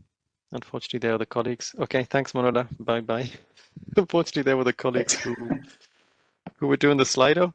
I'm at home, so I'm safe. Me too. So I'm safe too. I don't know if I have a login to Slido. Okay, bear with us. Indeed, as Manuela says, it's an online thing, so it could have trouble, but actually offline is more excited. But my colleagues have copied from Slido onto another document, so I will read them even if you can't see them. So you should recognize your questions, even if they'll stay frozen on the screen there. Patrick, where can I find a board with the... Can you, but they go down in Slido, so you can still read from there. Okay, I'll look in Slido as well. Okay, so Patrick, where can you find a board with the all SDK endability? So that is in the docs. There's a new page called active versions. I mentioned it in the presentation. So go to docs, active versions. You'll see the table for the SDKs. Suggestion for future development. In organizations section, move the eSenders name and address away from organizations list when the notice is published in TED. So suppliers may contact the eSender instead of the contracting authority. eSenders could be a footnote in the published notice. Yeah, it's true. You're not the most exciting organization, and I'm sure you would prefer to remain discreet, which is fair enough, because economic operators indeed don't know what an eSender is, and they don't need to know an eSender. You provide a valuable service, but once it's published, the job is done, and indeed the buyer would be the best person to contact. Yeah, let's see what we could do with this, if we can do it. I mean, I find it very useful that you do put your eSender information, but maybe we don't need everything.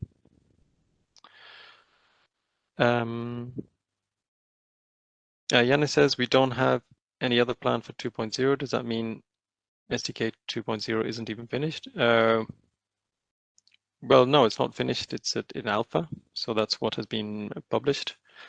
I don't know. Yeah, Yannis, we do have plans.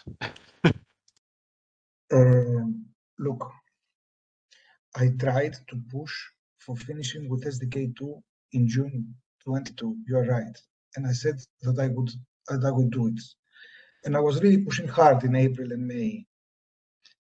But since it was not possible to be done in June, after June, I stopped moving with the SDK any further, because the point of doing it in June was that you would all go live with SDK2. When it was obvious that you're not going to go live with SDK2, then there was no need to do it in a hurry.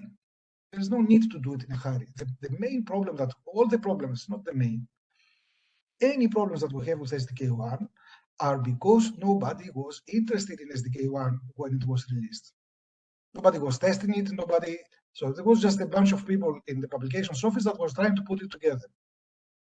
And then later, when people started using it, the problems started to surface, and it was too late to fix them because they require major changes, and major changes mean version 2. So we're not going to repeat the same mistake. There's no point.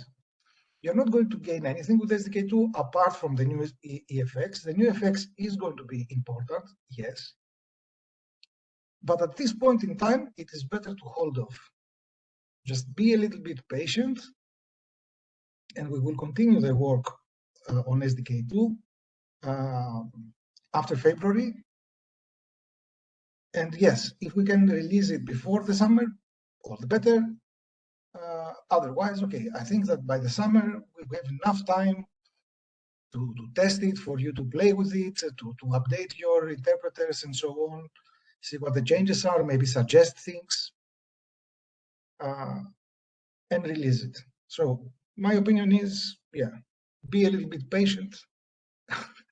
If we're doing this, at least let's do it in a way that we're not going to have regrets the next day.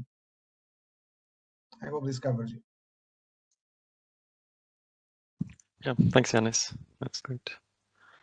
Okay, a few more questions. So, yes, Edward, please address an example in the chat about archive status, how to treat it. Does it mean published or not guaranteed? So, yes, Florian Frankenberger, thanks for the example. I don't know how you got to archived, unless you went into the front end for that one. So it might be one of your notices that you then archived in the web front end. So you can only archive them through the front end. So if you can get the status back, so you can query it and it's going to be displayed. But it means there was something happened in the front end. It's a bit like draft. If you use your eSender login, you go into the front end, you start creating a notice and don't submit, it'll be in draft status. When you query with the same API and with the same user in your API, you will get draft status back. But you cannot provoke this from the API. So yeah, the only explanation. If Florian, this is an archived ones which you didn't touch in the front end, that's confusing. Get in touch again. But archived and draft or front-end statuses. So it should make no difference. Patrick, you said the new TED website will be available at the end of January. Will the old URL be redirected to the new site? And what will happen if we point to a notice using the old URL? Check with our colleagues on TED, but as far as I know, the old URLs will continue to work. The new TED will also have a new style of URL, but the old ones will redirect. So if you're if you link into those URLs with colons, the ones that have like TED notice, and then you put the publication number. So six digits hyphen year, and then colon language, colon HTML, things like that. Those ones should continue to work. But I'll double check, Patrick, and we'll make sure they work. But in theory, those should be the permalinks, which should work permanently and be carried over to the new one. Is that the end of the Slido? Okay, a couple more. Question, idea, comment. With all these changes to sectoral regulations and implementation of eForms, do you see the need to reopen the directives? Next time the directives are changed, the eForms and any technical issues with eForms has to be taken into account in the directives. Yeah, over to you, Brussels. Yeah, we will work on, to start on a new directives is dependent on the new commission. As you know, there will be a new commission middle of next year. And it is for them to decide if we will start to work on a new directive. We are currently analyzing it, or we'll analyze this in the future. So I don't think it's unlikely. And then, of course, when there are sectorial legislation and we see there is more and more coming, which have an effect on procurement, we then have to see in the future on how to deal with this. One thing that is it's Timo asking these questions. Yeah, one thing that is important is, of course, when it comes to eForms, we will try we have set up already a kind of user group within the Commission, but I think with the new sectoral changes, we see that it will have more and more requests for updating eForms for reporting and monitoring obligations. And one more aspect, and I think it was said by Robin, or was it by you, Timo? It will take years. So even if we will start in the future to work on a new directive, it is not something for 1 or 2 years. Usually this process takes really a lot of years. Yep. My personal feeling is, let's get our act together, get our stuff together, done nicely with eForms, so that by the time any directives come around, we have, we've consolidated the structures as best we can, and we say, okay, use these structures, don't invent new stuff, or follow the concepts that are already there, and don't expand too much. Maybe one thing that is important is the Defense Directive are from 2009, and the other directives are from 2014. We have other legislation that came afterwards, which are not even reflected in the directives. So I expect that when we will start in the future to work on a new directive, and as I said, it is for the new commission to decide this. I hope that we can harmonize the different data elements so that we are not talking about anymore about more than 40 different forms, but that we can shrink it down to a bare minimum so that we can say that it is easier for everyone to implement. And that is something that we will work for. Yeah, have already something, and not have to have chase down information in different directors saying you have to publish this and you have to publish that, and this one says something slightly different but not the same. So yeah, eForms did have the benefit of bringing together all those fields which are all scattered across directives and saying these are the fields which these directives refer to, and these are some other fields which the other director refer to, and you see them all together so you can see which ones are the same and which ones are not. So that's the next step would be to say we just have one form for pins and not 9 of them, stuff like that. But we'll see how close we can get. Okay, try to finish the Slidos. Yeah, so anonymous 10 minutes ago, exactly. You would like to see one directive that applies to all fields and also just 5 or 6 notices in eForms, and this would be possible without changing eForms. Yes, that would be great. And Robin, think digital first, digital ready legislation. Yes, we should. Indeed. But it's a big job in Brussels to try and get that all the way back to the purely legal people. But something that has changed, and that is a huge difference from the past, where those forms were decided, let's say, on a more legal basis, and then we had those PDF documents, and they were agreed and that they were technically provided, and they weren't really changed over the time.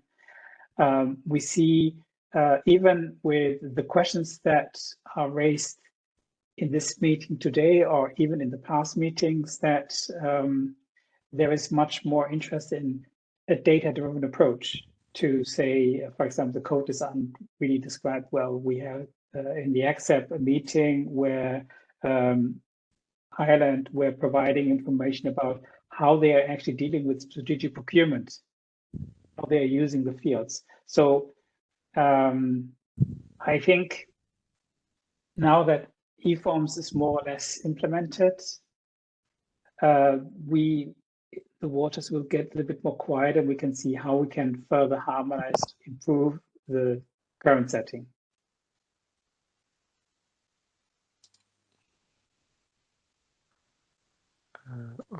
Okay, a couple more questions. If an error has been detected, reporting the eForms implementation of TED, in which time frame should this usually be fixed? It depends on the error. So generally, we will put in the next SDK, so 2 or 3 months later.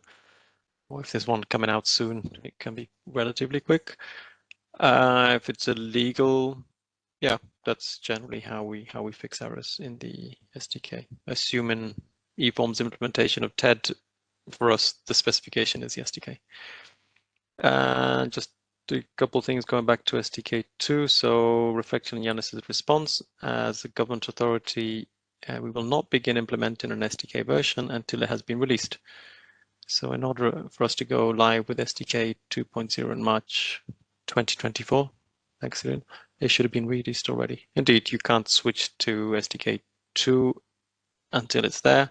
At the same time, have a look at the alpha of SDK 2, because then you will be able to assess the impact on you. If you look at the alpha and you says, oh, it's all EFX, I don't care, then SDK 2 will just be like any other minor release if you want to 13 or 14. If you do use EFX, then alpha is really interesting. You can see what is coming up. So yeah, Yanis. Yeah, okay. Alpha is very early pre-release. That's why it's called alpha. I mean, okay, you can look at it, but we cannot talk about alpha versions and planning of going live with this version in March. If we were in beta or if we were in the release candidate and you knew when the thing would be released, yes, okay, maybe you could consider. But in alpha version, especially alpha 1, it's too early. It's too early, even if it only had 1 month of work, it's too early. So yeah, don't plan anything on SDK 2 yet. Don't plan anything on SDK 2 yet. Anticipate it, yes. We will work on it, yes. Look at the alpha, yes. But don't make plans. Don't put any deadlines associated with it.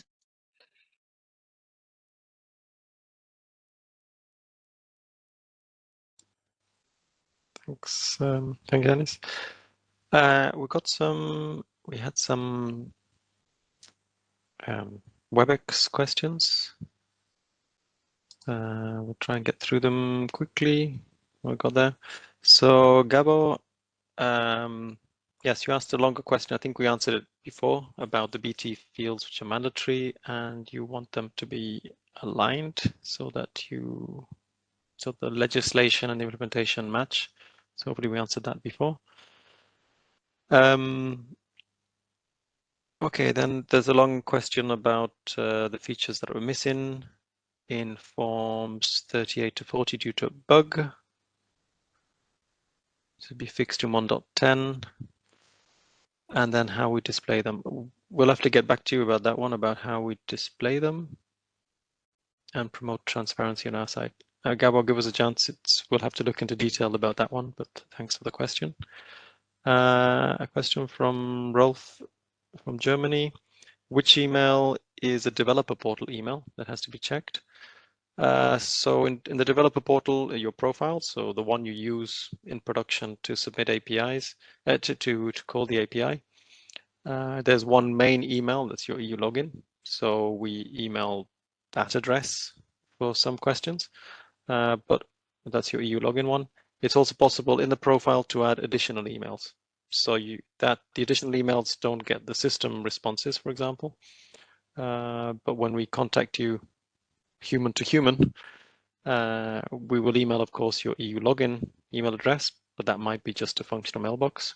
And if you put other names, we can reach you that way as well. So for example, Rolf, if you are the Becherbund email address that you have provided as your API contact, you can perhaps also put your own email address as additional email. You don't get the machine ones, but when we try to contact you, we can always reach you that way. That's a good way to reach the humans behind the functional mailboxes. Timo, this is going back.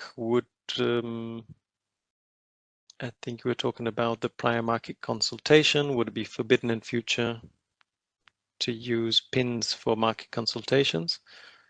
So it won't be forbidden. This is Mark Christopher provided a reply. It wouldn't be forbidden to use pins for market consultation, but be discouraged. So from a data perspective, it would not be welcome to provide PMCs because it's ambiguous.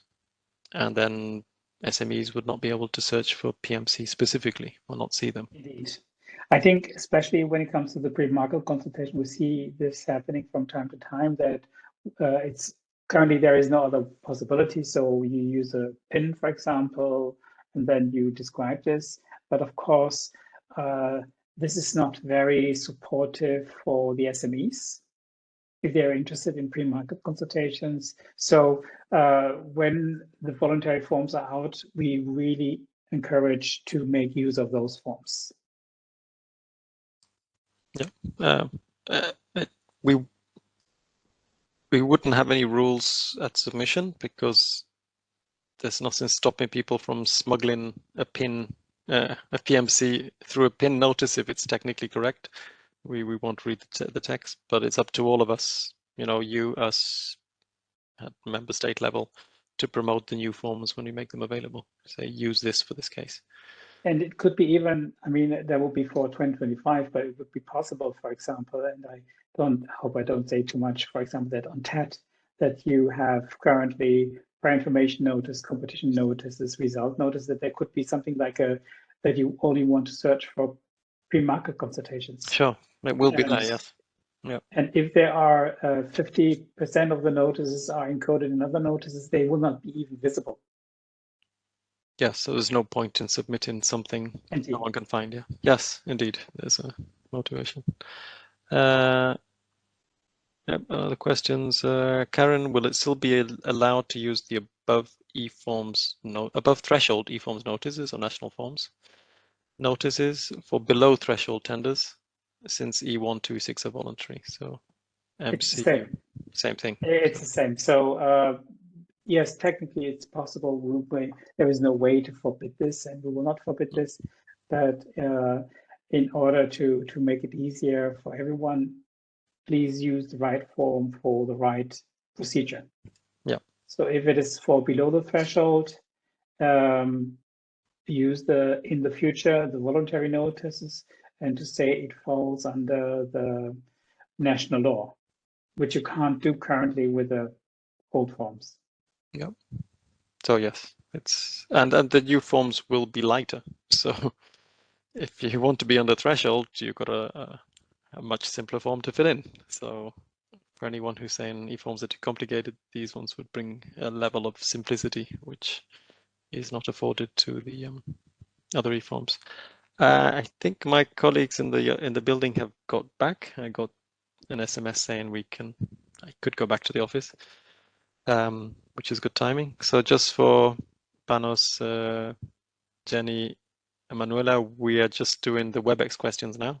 So we're finishing them off.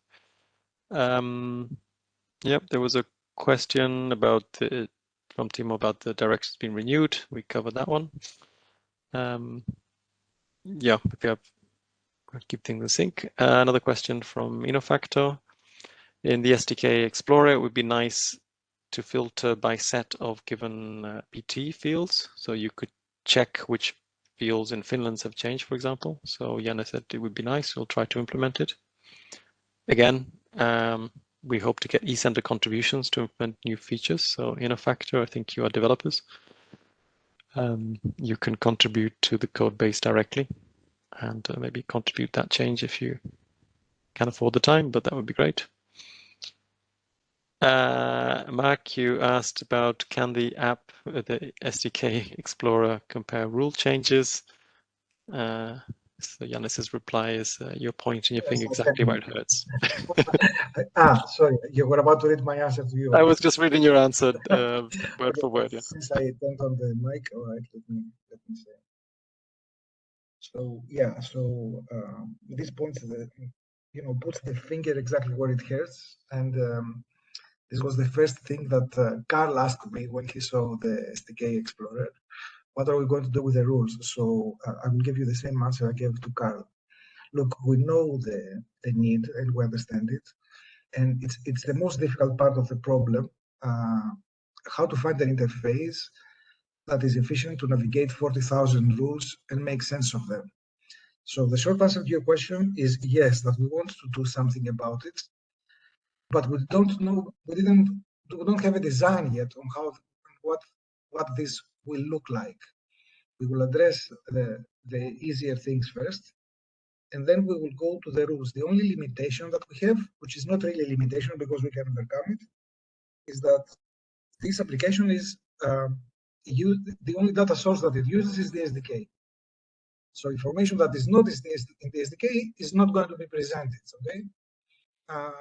But information in the SDK, yes, we will compare the rules. If you look at fields.json, you already see rules that have changed, but not all the rules are in fields.json.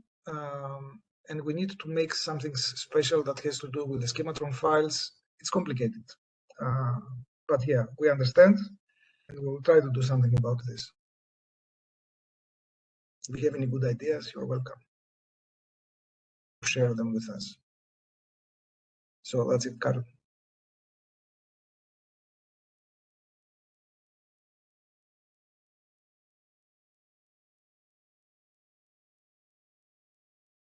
Sorry, I was still muted. Yeah. Yeah, Mark says thanks. Thanks. Timo. Yep. Timo makes a comment that he thinks selection criteria would have to say as mandatory. They're important to suppliers, much more than the exclusion grounds. And by the way, we need to add Russian as sanctions to the exclusion grounds. Maybe first on the selection criteria. Yes, indeed, they are more important than the exclusion grounds in the procurement, in the notice. And currently, but even with the new amendment, the buyers can still provide them. So the eForms does not forbid to provide this information. So if you have an eSPD service, then it is possible, especially with this new amendment or with the coming amendment, to copy and paste the text that you have in the ESPD for each criteria into eForms, so that there is no additional burden for the buyer to encode this And I think in Finland, you actually do this.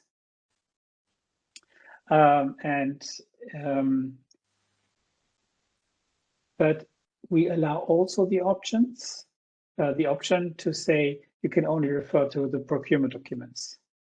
My hunch is that we will see in 2025 and later that more and more people, once we align eForms better with ESPD and eSertis, that the information will be provided in the procurement, in the notice themselves.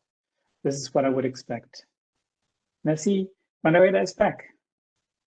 Yes, our colleagues should be back, I think. So we just check in. Just checking the remainder of the WebEx things. I think we're almost getting to the end. So yes, the presentations are on the website. There's a link to the eForms SDK Explorer. It's one of the repositories in GitHub. So if you find it, we're back at 2. There was a reply from Miguel from Yanis. Florian's things. Status archived, a link to the discussion about white space, code lists, Connor's question about framework agreement, so some descriptions. Colleagues who left the building and came back, National Trade Union. There was a link to the European Court of Auditors audit, again, which you'd covered anyway, Christopher, in your presentation. National Tailoring. Okay, I think we're back. The sanctions questions are our governance system, Hilma. Don't know about the commercial systems. Okay. Yes. Okay, I think we've covered all the questions. Yeah, sorry, one question from Florian. Good question. The problem with the trailing commas in the URL in the documents. Once it will be solved, this is on TED and the TED viewer, the website and the TED viewer you call. Will it be solved for all notices already published, or only for the future notices? When it will be solved? It should be solved for all. It should be solved for all notices past and future.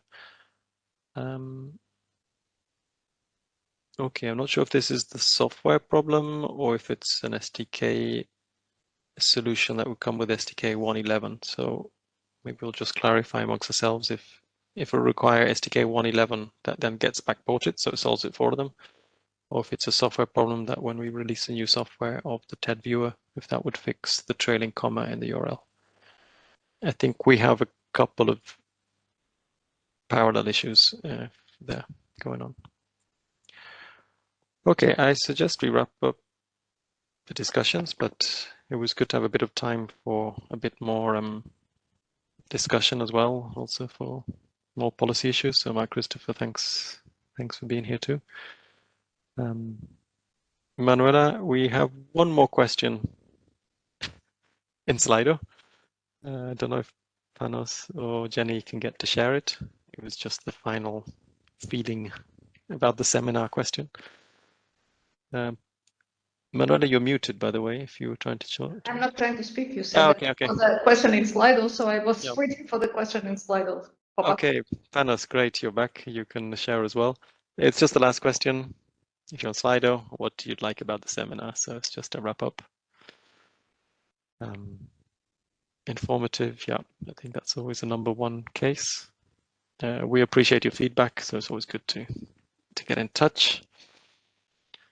And just help desk questions or GitHub questions.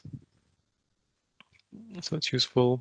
Q&A session, yeah, that's where we really dig into the extra issues that we didn't cover. So in terms of what we've had, all your questions, we'll try to wrap them up and by next week put out like at least the first version, so the raw draft of our replies. So you got something written down.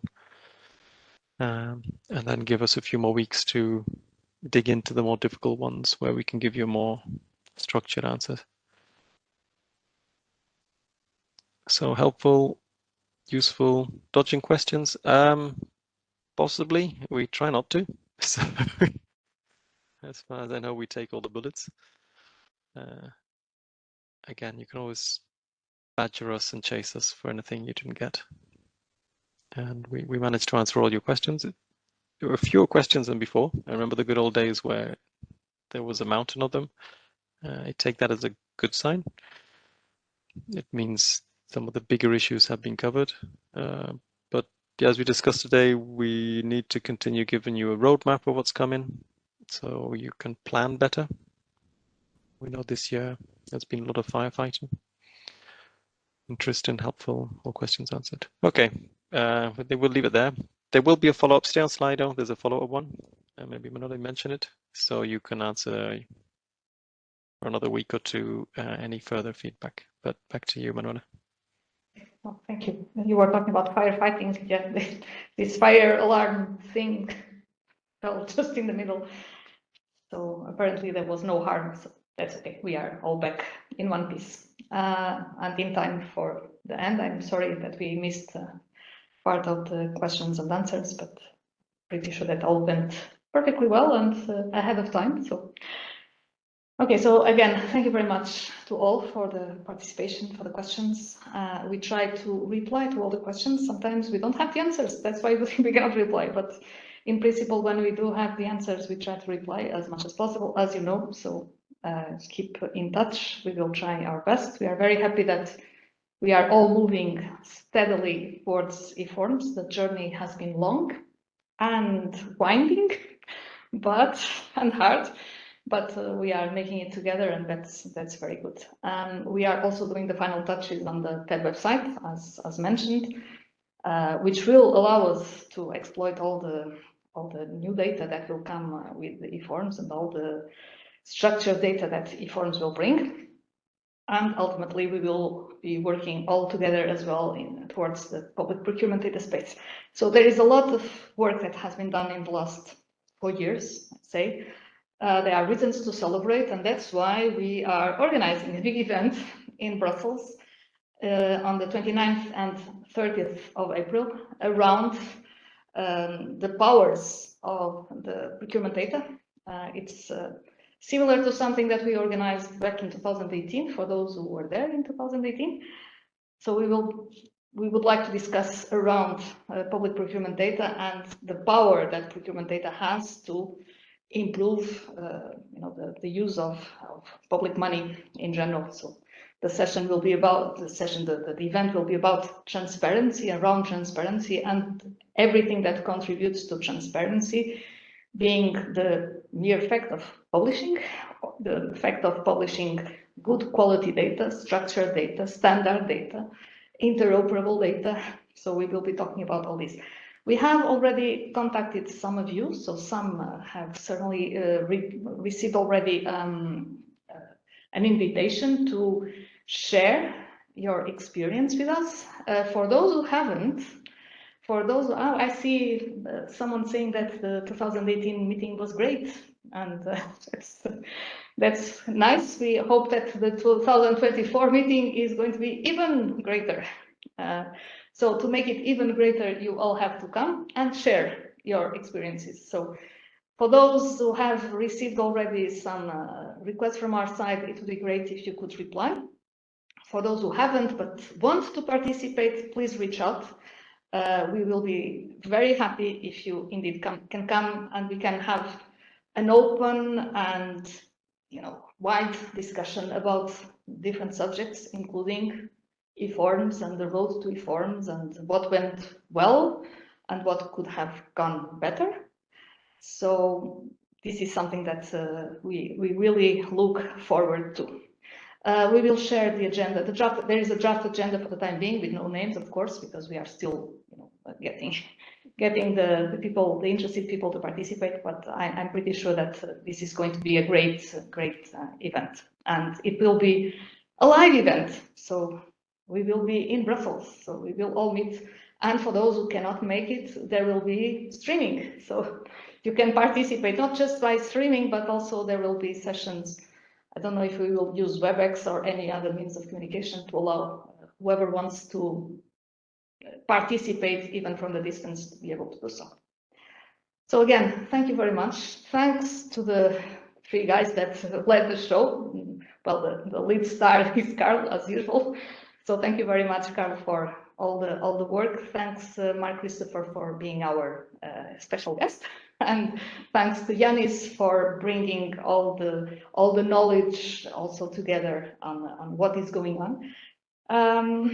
So there will be other meetings coming up. You will be informed in due time. And in the meanwhile, well, let's keep on working to meet the third D-Day, which is the 31st of January of next year. And in the meanwhile, I would like to wish you all a very good end of the year and a very good beginning of the new year. And we will see each other soon. And Carl, you are raising your hand because I probably forgot something. Well, it's I'm not sure if we'll see everyone next year. Oh, we will see everyone next year. Everyone will be seen next year, don't worry. Okay.